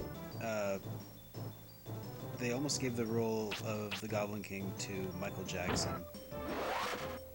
That would have really changed the feel of the movie quite a bit. Michael Jackson stealing a baby. Oh, that... Yeah. Probably wouldn't be so fondly remembered these days.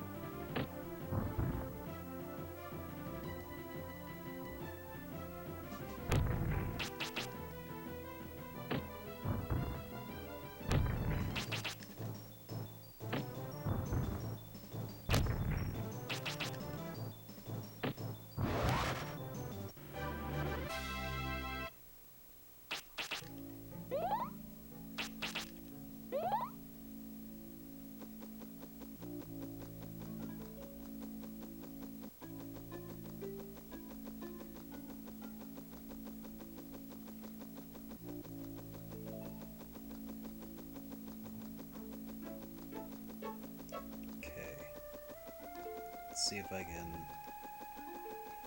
heal up and then take on this guy. Level 43 defense, level 40 agility. Alright.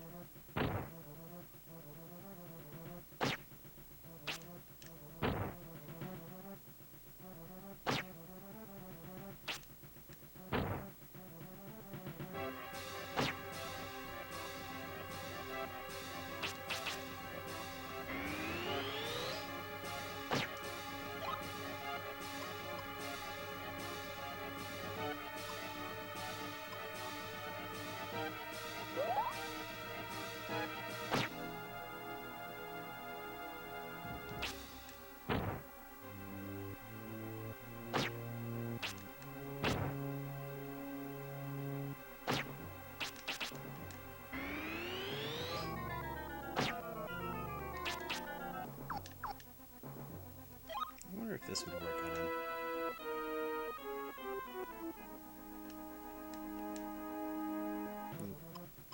Won't let me use it.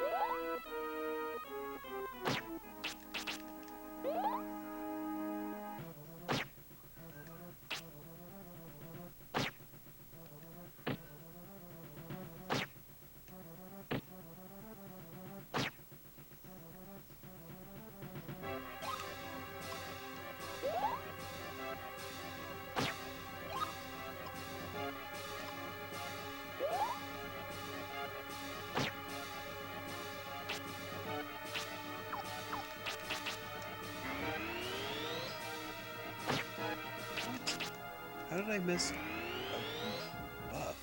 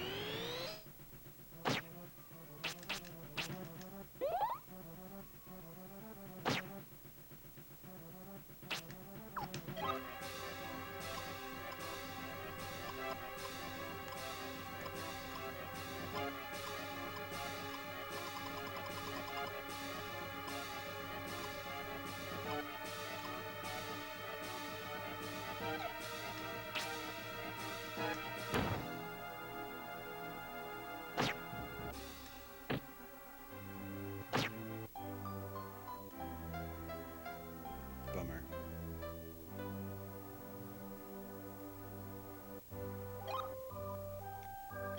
Defense is up to level 44 though.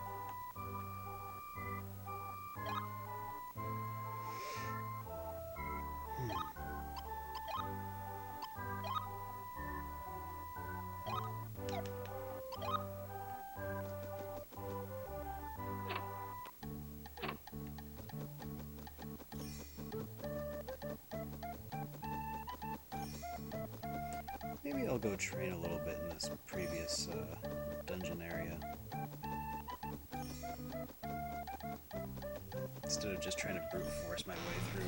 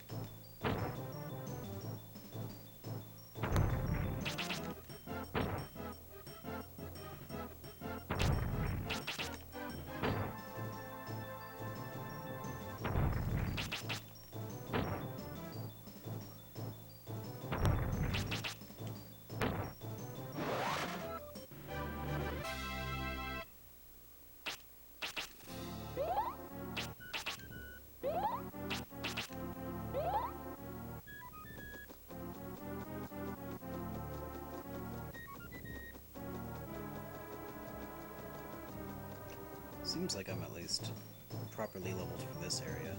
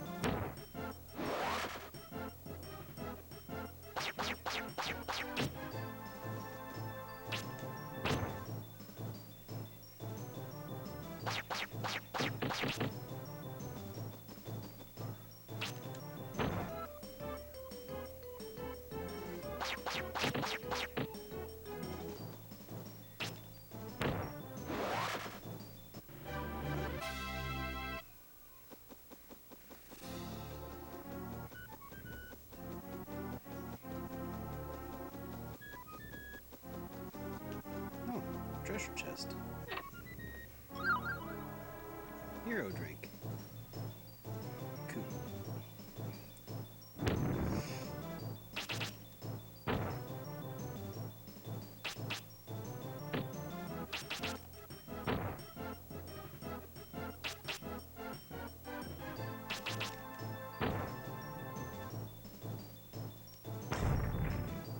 Yeah, chat needs a res spell.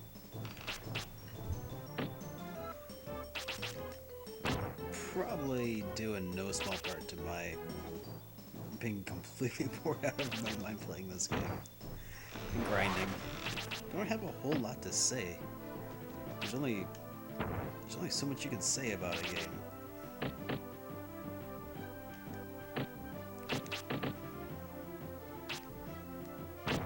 Well, maybe I could just make small talk. How's it going, Seafoam? What are you up to? Oh, you, it wasn't you that went to a job interview a while back, was it? Or was it somebody else? Somebody said that they were going to a job interview, and I think that probably wasn't you.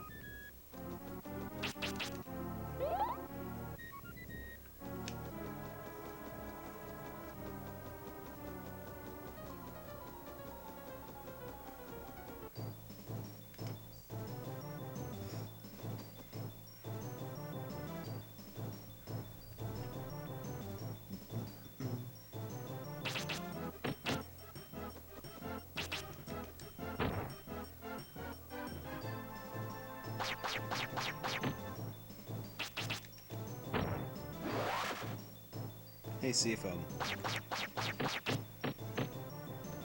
How would you feel if I told you that the other game that was up for vote was, in fact, Rogue Galaxy? It was a toss-up between Rogue Galaxy. It was a toss-up between Rogue Galaxy and Quest 64.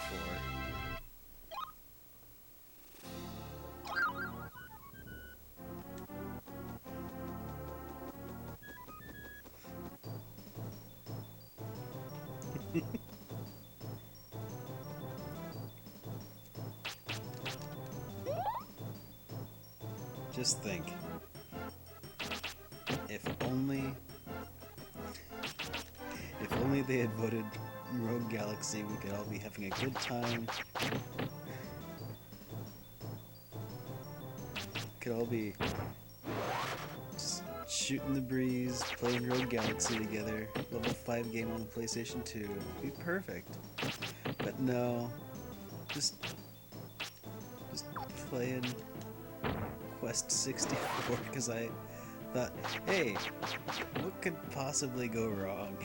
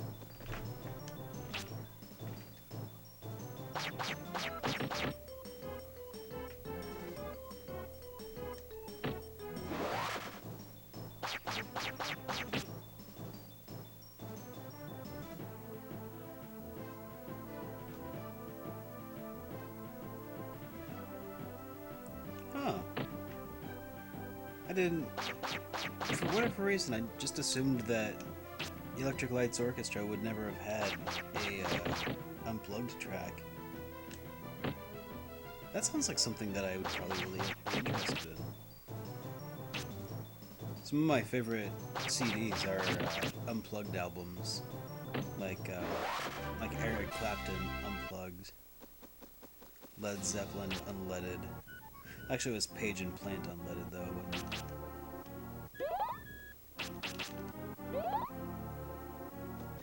I'll have to check that out. That's cool.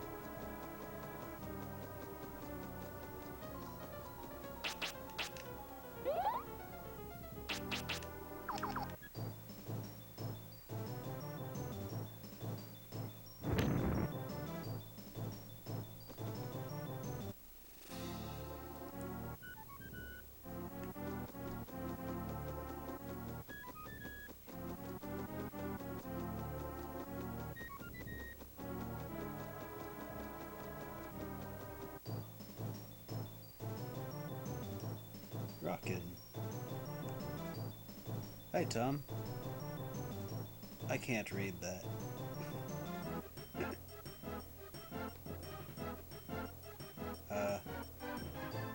Let's see.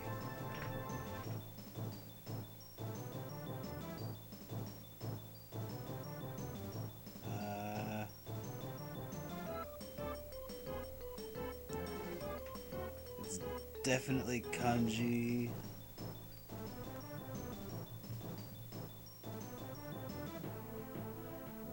I don't know what it is though. I tried. The only kanji I recognize are the things that are on like everybody's, little wall hanging ornaments. Like good luck, love, friendship, whatever.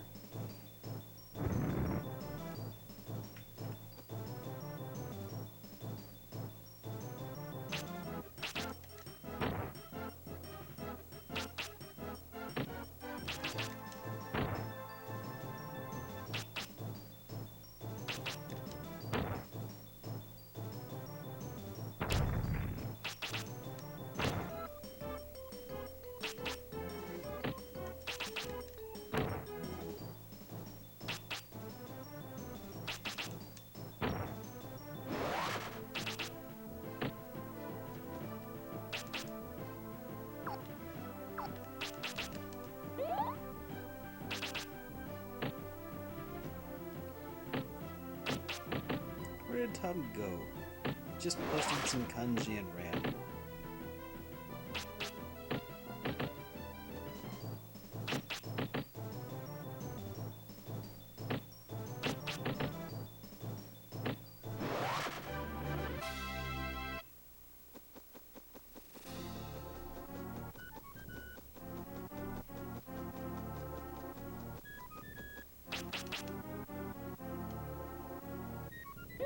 That's not a... Those aren't kanjis for the seasons, are they? No. No, that's not it.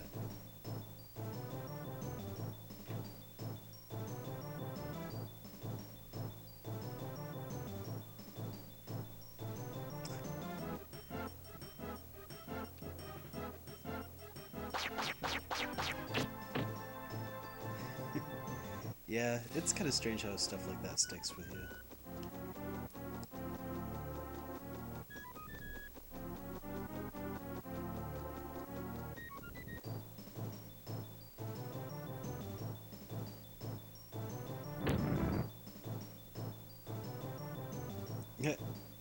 The stream started where I left off last time rather than going till... Oh, weird.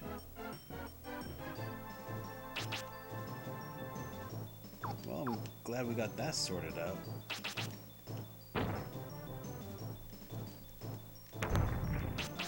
Welcome to the present, Tom.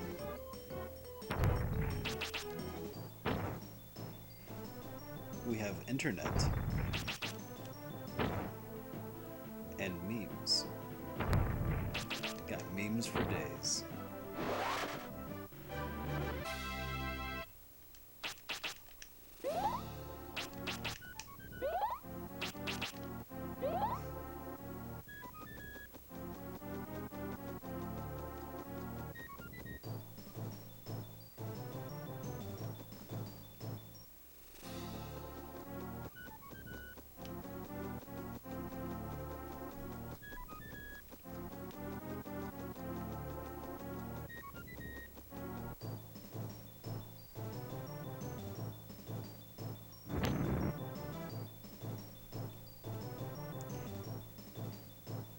Yeah, I agree.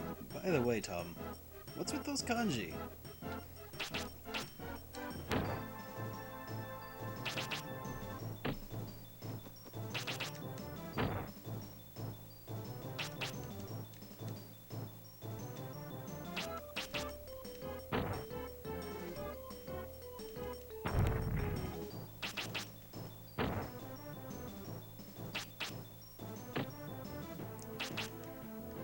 By the way, what do you guys think of YouTube Red?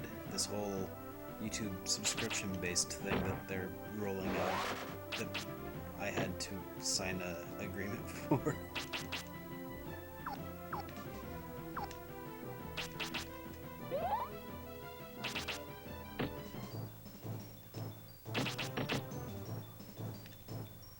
Like, is anybody actually planning on going with that? Because it seems to me like for that to be a successful thing, they'd have to find a way of successfully blocking ad block.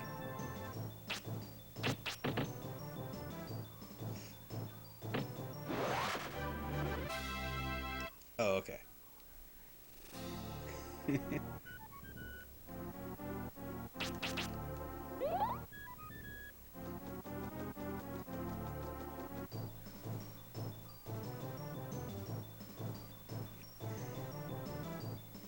Yeah, it seemed like, I don't know, misguided. It's hard to transform a free service into a paid service without offering a substantial boost to the service itself.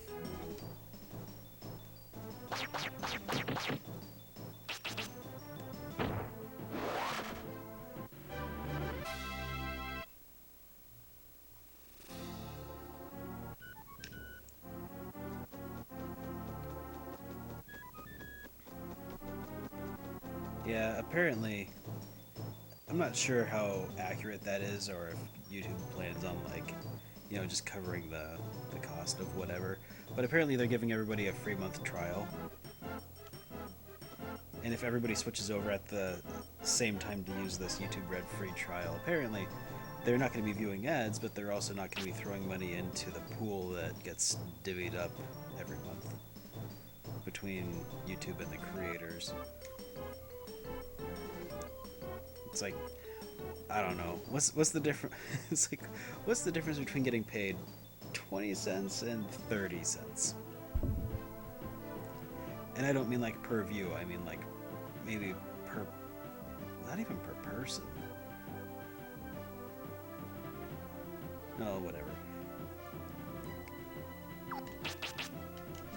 Apparently the first rule about YouTube is that you're not allowed to talk about YouTube and how poorly they pay.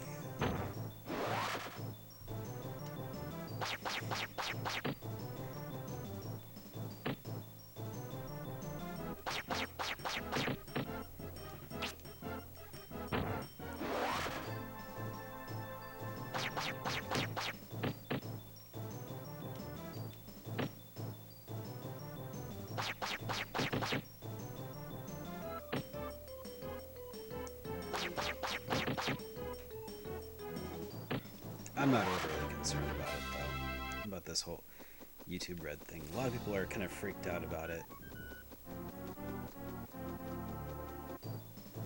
I think that there's a phrase that applies to me in this case. It's just, what will be, will be. Ain't nothing I can do about it.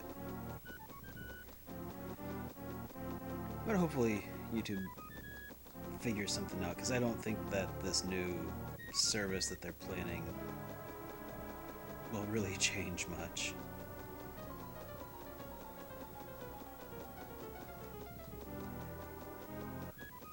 I don't think anybody's really gonna, like, maybe, I don't know, maybe 1 in 1,000 people might try YouTube Red.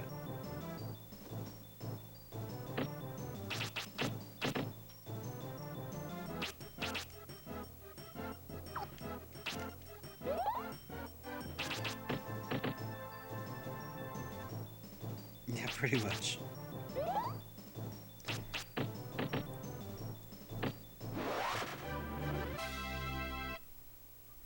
Hey, Super Chip.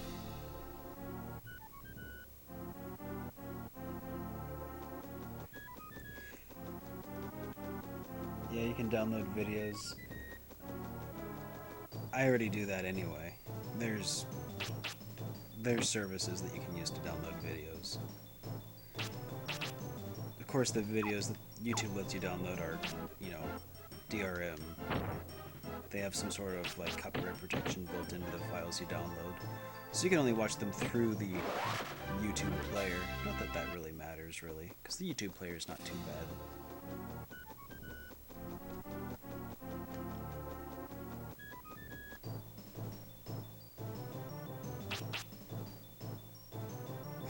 Yeah, that's kind of what they've been saying too. Apparently, the way that the pool is getting split up is based on watch time. So it's pretty much just going to be really good for, well, Let's Players. The ironic part is that I, apparently as of right now, I'm Let's Playing, sort of. But apparently it's only really going to benefit them the most. And they're already the ones making the most bank on YouTube anyway.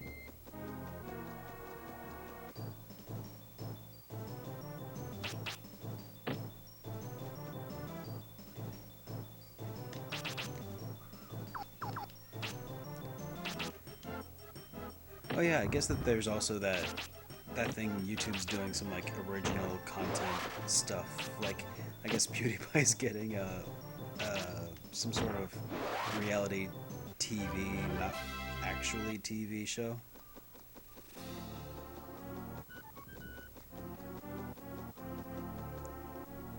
For the people who can't just get enough of him, I guess.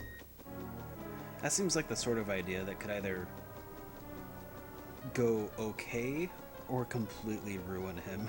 Though that sounds like a really high risk, low return sort of thing for him to do, if you ask me.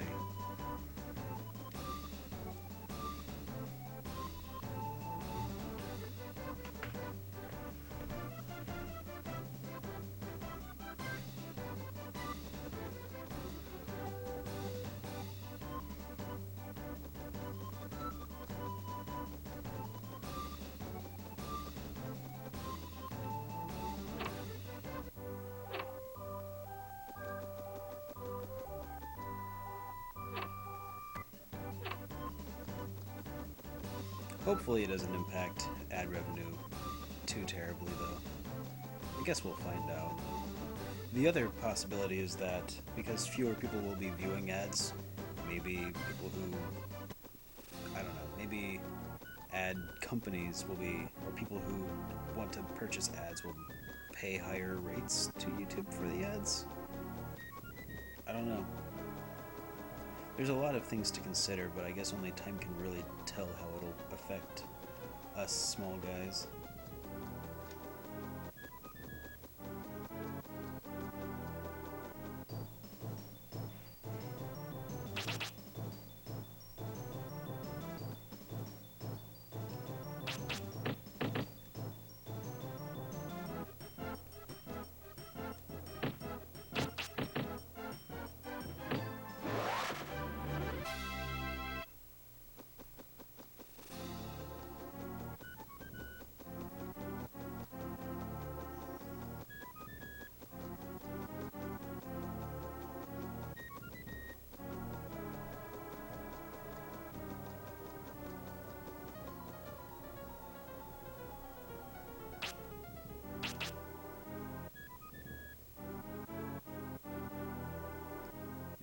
That's Super Chip. Are you serious? That's like the concept of the actual show?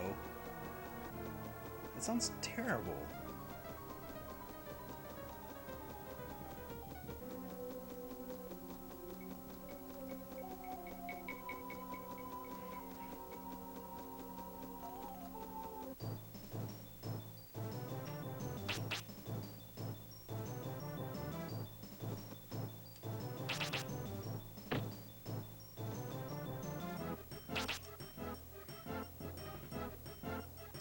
Yeah, I remember those days too, man. Back when Let's Players pretty much didn't even have commentary most of the time. They just played the game, uploaded it, and then there it was.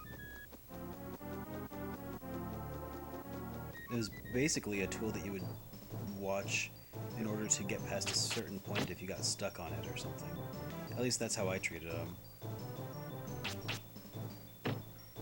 And then, well, YouTube changed their algorithm. They're like, hey, let's direct traffic to the people who get the most watch time, so we can pump out some ads.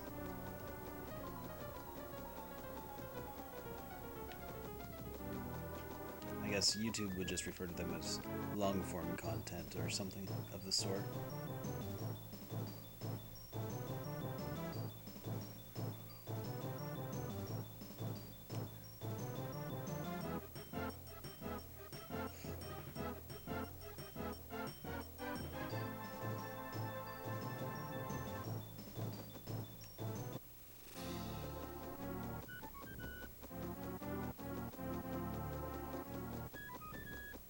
Well, Tom, the simple and most accurate response of why people like crap is because basically, in order to appeal to the highest amount of people, you need the sort of thing that'll appeal to the most amount of people, things that won't turn off the most amount of people.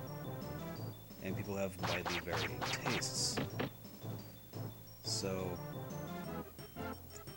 in order to avoid offending people with anything beyond their comfort zone, they have to stay really safe. And, use, like in shows, they'll use jokes that they know will work. And that, won't cause an uproar. It's a race to the middle, basically, to appeal to the biggest number of people.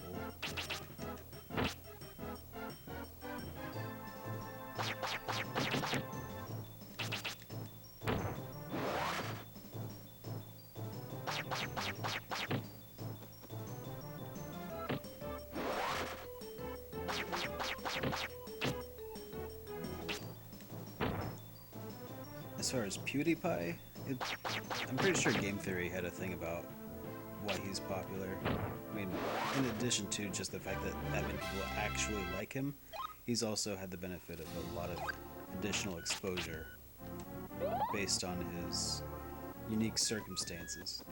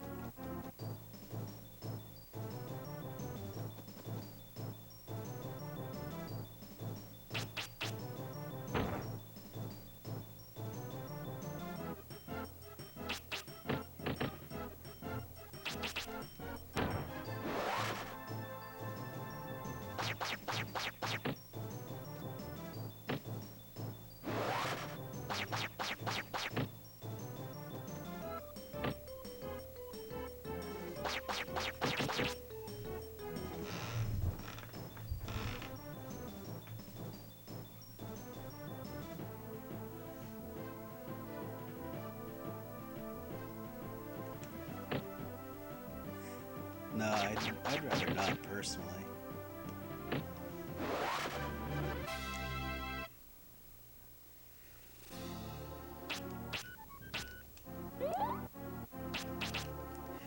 It's actually kind of strange. I've recently come across a YouTuber who's apparently pretty damn popular. I had never heard of him up until, I guess, a couple weeks ago. Um, and I'm sure everybody here has probably already heard of him, because that's just how it is. I live under a rock. But I guess he goes by Donkey. And I think his videos are pretty good, but like, they don't strike me as being like millions of subscribers good, which is kind of strange. Like the first video I watched of his, I didn't know that he was like some big YouTuber. It was his video about the Legend of Zelda series. And I thought that it was, that's pretty good. There's some rough edges to it. And I was thinking to myself, it's like, but I bet if this guy worked on it, he could get, he could get some pretty good, pretty big with what he does. Turns out he's like infinitely larger channel than I have.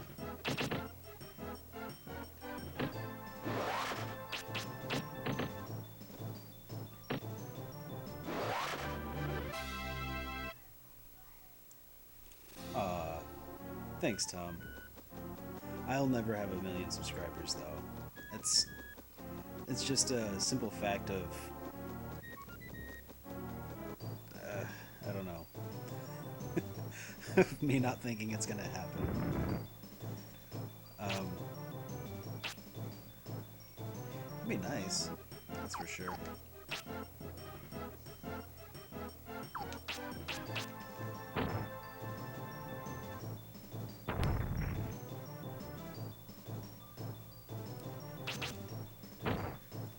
If I became a really well-known internet celebrity, honestly, I would pay off my student loans. Maybe I'd get a house and live in it. I'd pick up that copy of Suikoden 2 I've been eyeballing for a while.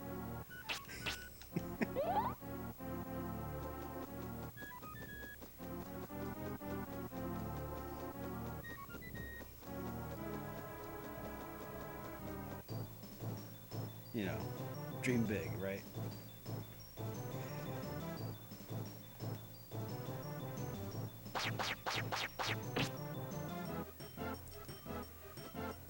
It doesn't... I don't know if it would change all that much.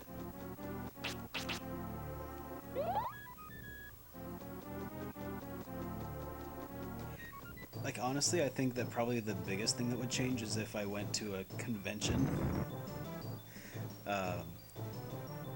I think it would be really hard to just enjoy yourself at a convention if everybody there recognized you. Like some people just handle the spotlight really well. Like Alpha Omega Sin, when he's at a con, like, people just gravitate toward him, and he just thrives on the attention. But I don't think that that's for everybody. But I think that, when he goes home, he can still just kind of be himself and not have to worry about being trampled by adoring fans.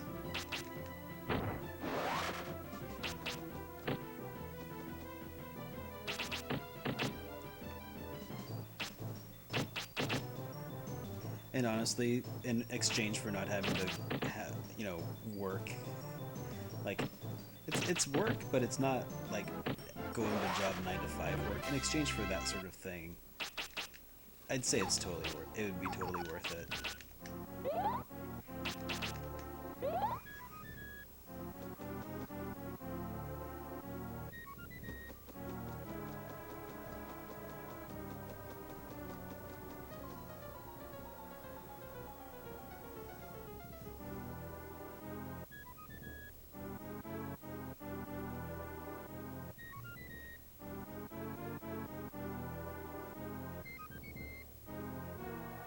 Well, thanks, Super Chip.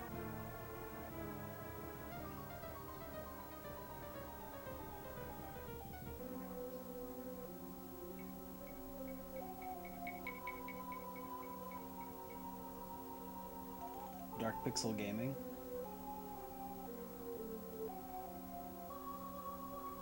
Alright, I'll check him out. Thanks, Tom. Maybe I can trick him into collaborating with this Quest 64 review.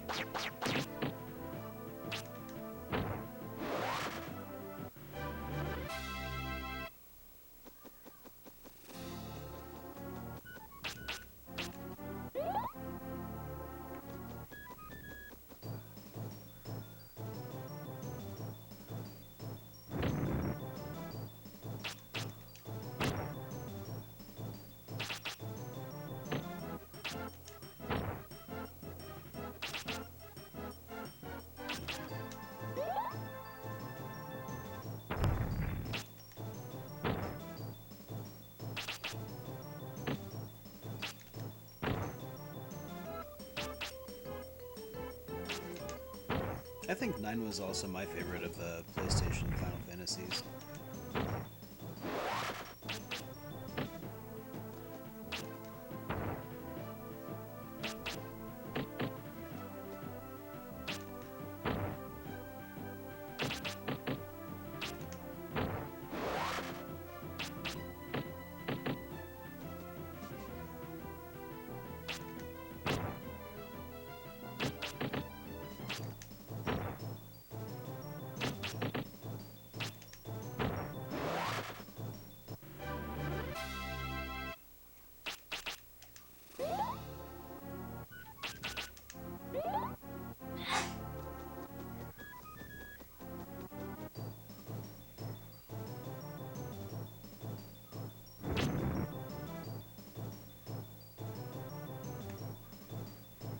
That's really interesting though, because I've actually tried searching for other YouTubers that do a similar thing to me, and this is the first I've heard of that guy. There is one other guy that I know of that that did RPG reviews, RPG Fanatic, Carrie, but he's kind of been out of the game for a while. Been doing other stuff I've seen.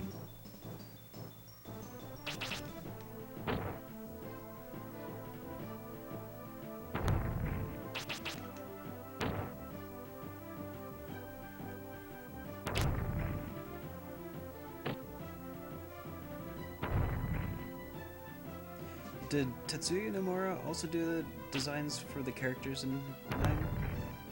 I think he must have.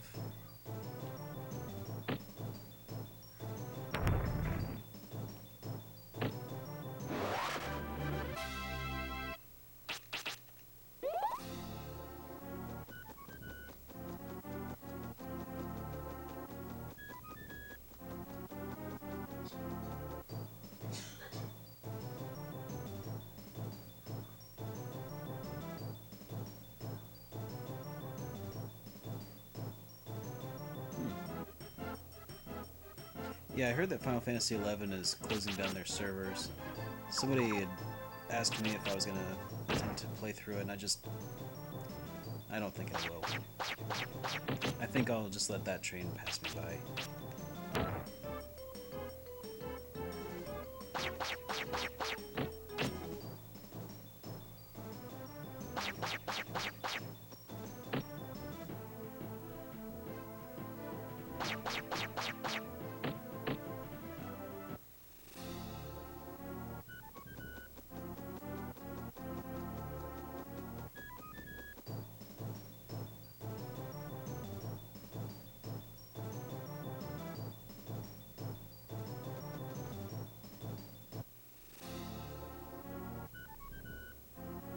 Is Yoshitaka Amada?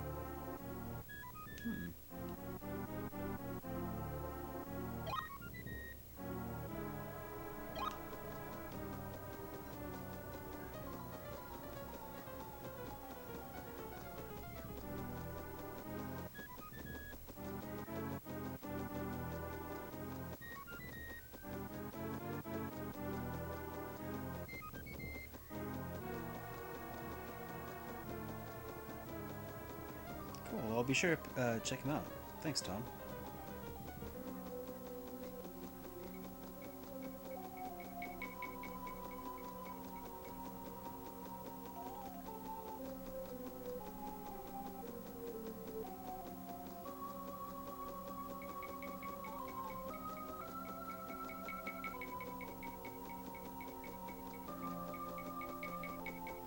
Oh man, there's one guy that I used to really like. He's got a YouTube channel that I used to really enjoy back when he was still making videos for it.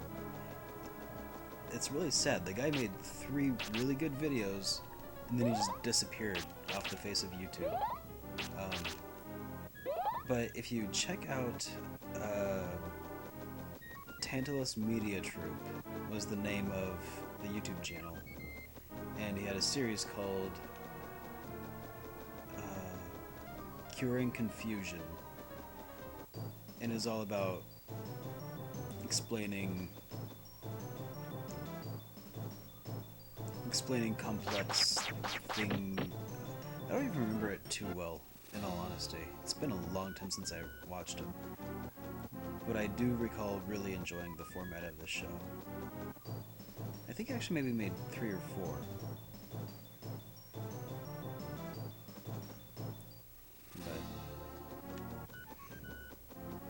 But that was like way back when I was first starting out. I was like, wow, this guy is really awesome, you know, and I felt really bad because he wasn't getting any attention at all as far as like subscribers go. Like, he just really needed more exposure, I think, but it was a pretty interesting series, and I think he covered topics in the Final Fantasy universe as well as Dark Cloud, and then Tomba, I think, was one of them, and I can't remember the last.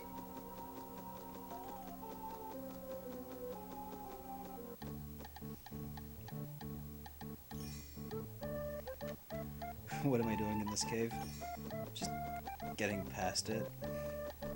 Basically, I was grinding a little bit in that cave, trying to make sure I was strong enough to even be in this next area. Killing stuff. See, defense is up to level 51 now, agility's up to 45.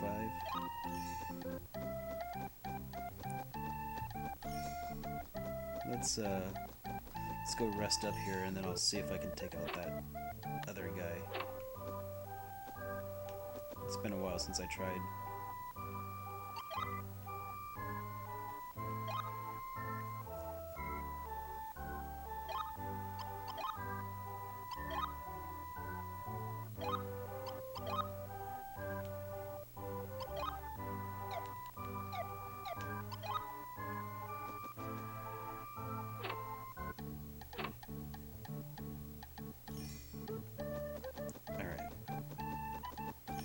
Now let's go check out this place.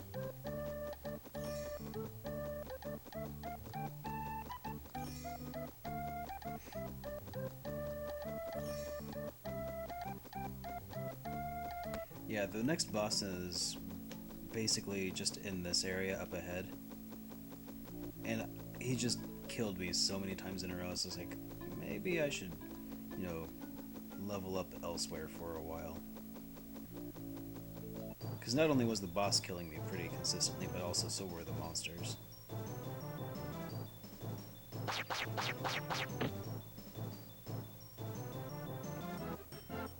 No, there are a couple other RPGs and I have them all. So, in alphabetical order they are Eiden Chronicles, if you want to count Legend of Zelda, Majora's Mask and Ocarina of Time. Then we've got Ogre Battle 64, Paper Mario, and if you want to count the Pokemon Stadium games, I don't, and then Quest.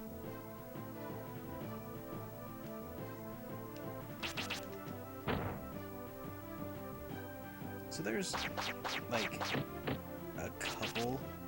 There's like 3.5 offerings.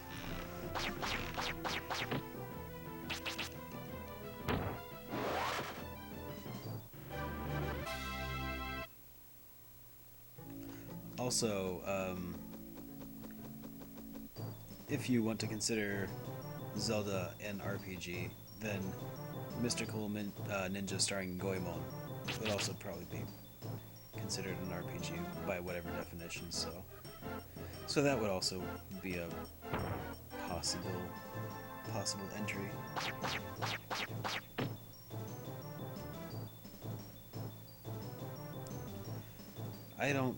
I played some Monster Hunter before. None of 4 though. I think the last one that I played was Monster Hunter 3 Try on the Wii.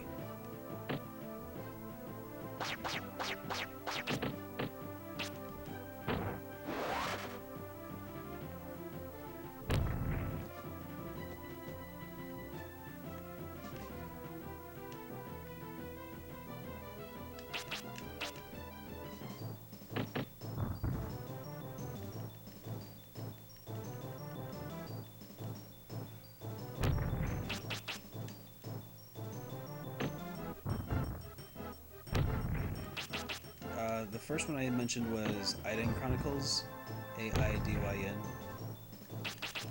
and it was something that I hadn't really heard of before until somebody mentioned it on YouTube a while back, and I was like, oh, it's a super cheap game. I think it's more of like a Western RPG as opposed to, a JRPG.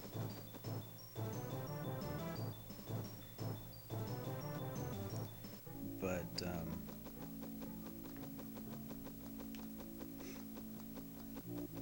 yeah, I think it's supposed to be pretty good for a Western.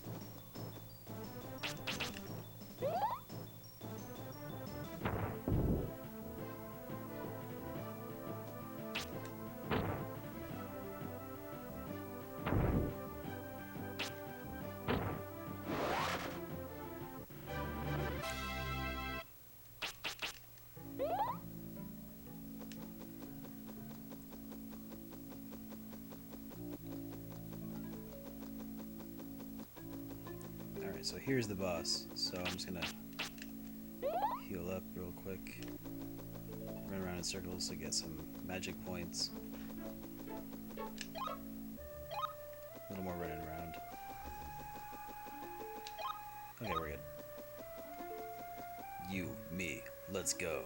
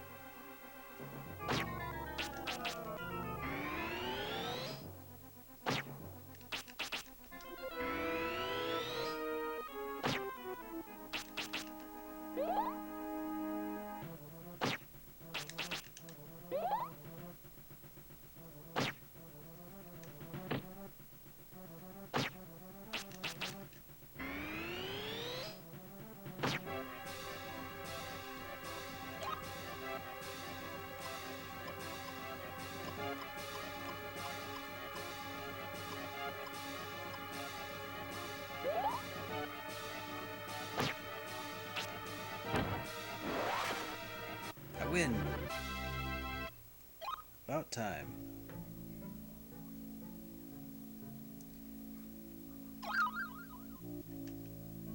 Alright, got the win, Jade.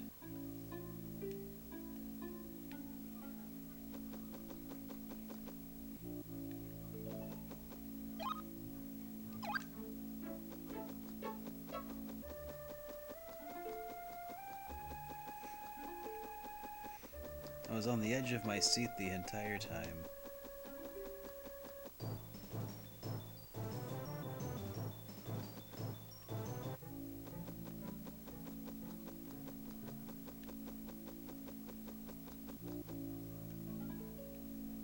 Can anybody actually read that sign?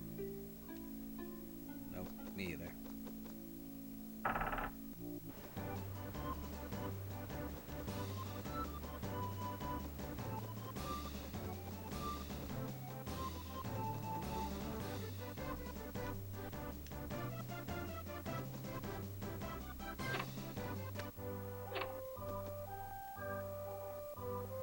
The bridge is fixed, little one. That means you can reach Normoon easily through the forest. The magician in the woods has gone away. The wind has started to blow again.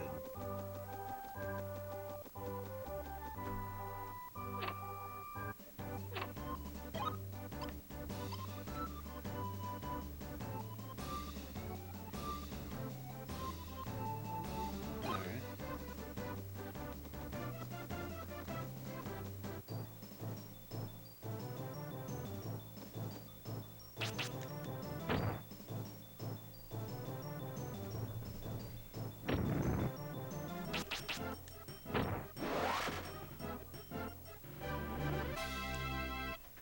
Oh, you mean the driving force between the things? I don't know. Well, apparently,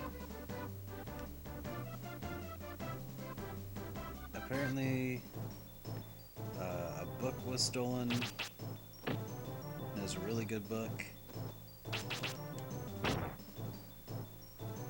and they want it back. I don't know. It's like a first edition Harry Potter or something.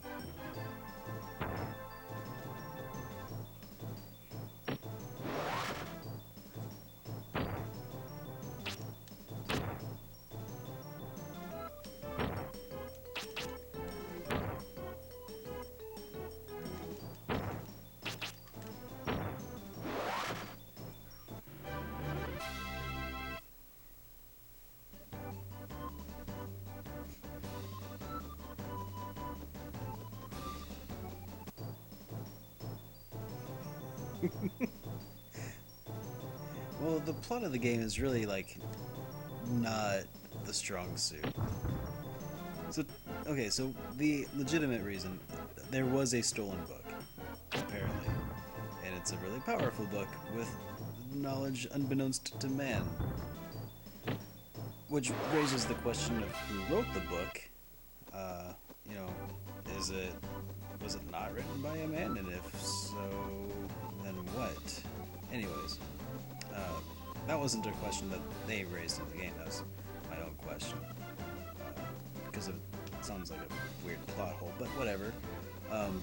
So this super magical book was stolen, and if I don't get it back, there will be an apocalypse with the horrible name that they've given it. They call it the Day of Grief. Apparently, lush forests are turned into deserts, and people become lazy.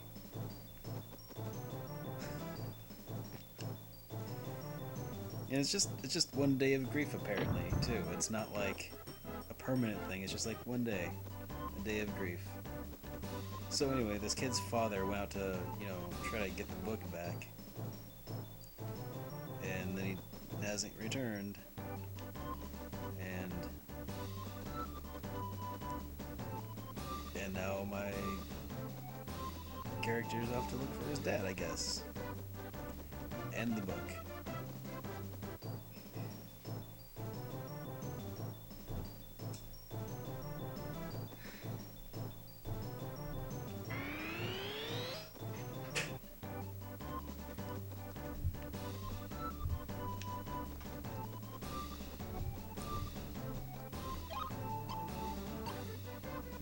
As far as I know, that's the plot.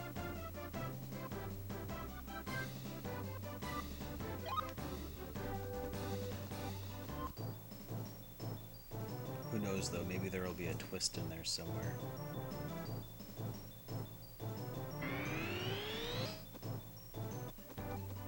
Like, turns out Brian, the main character, is his own father, and he stole the book. Yeah.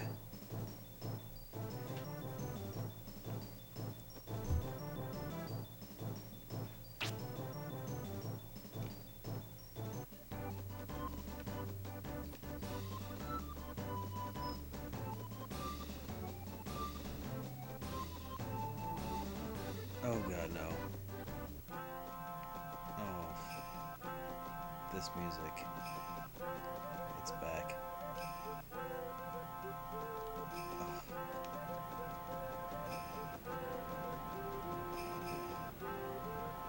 Oh god. Make it stop. Alright. Save.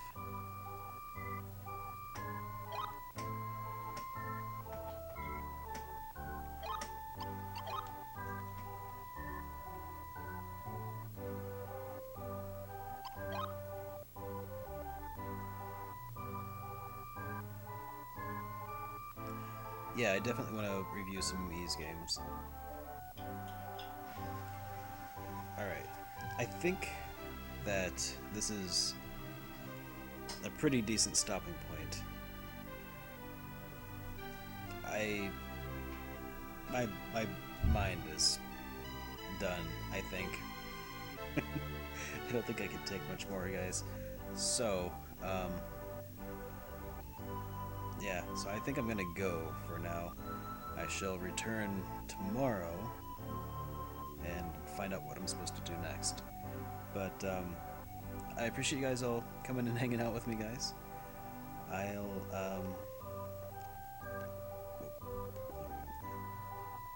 I'll send out a tweet as usual before I start streaming again tomorrow.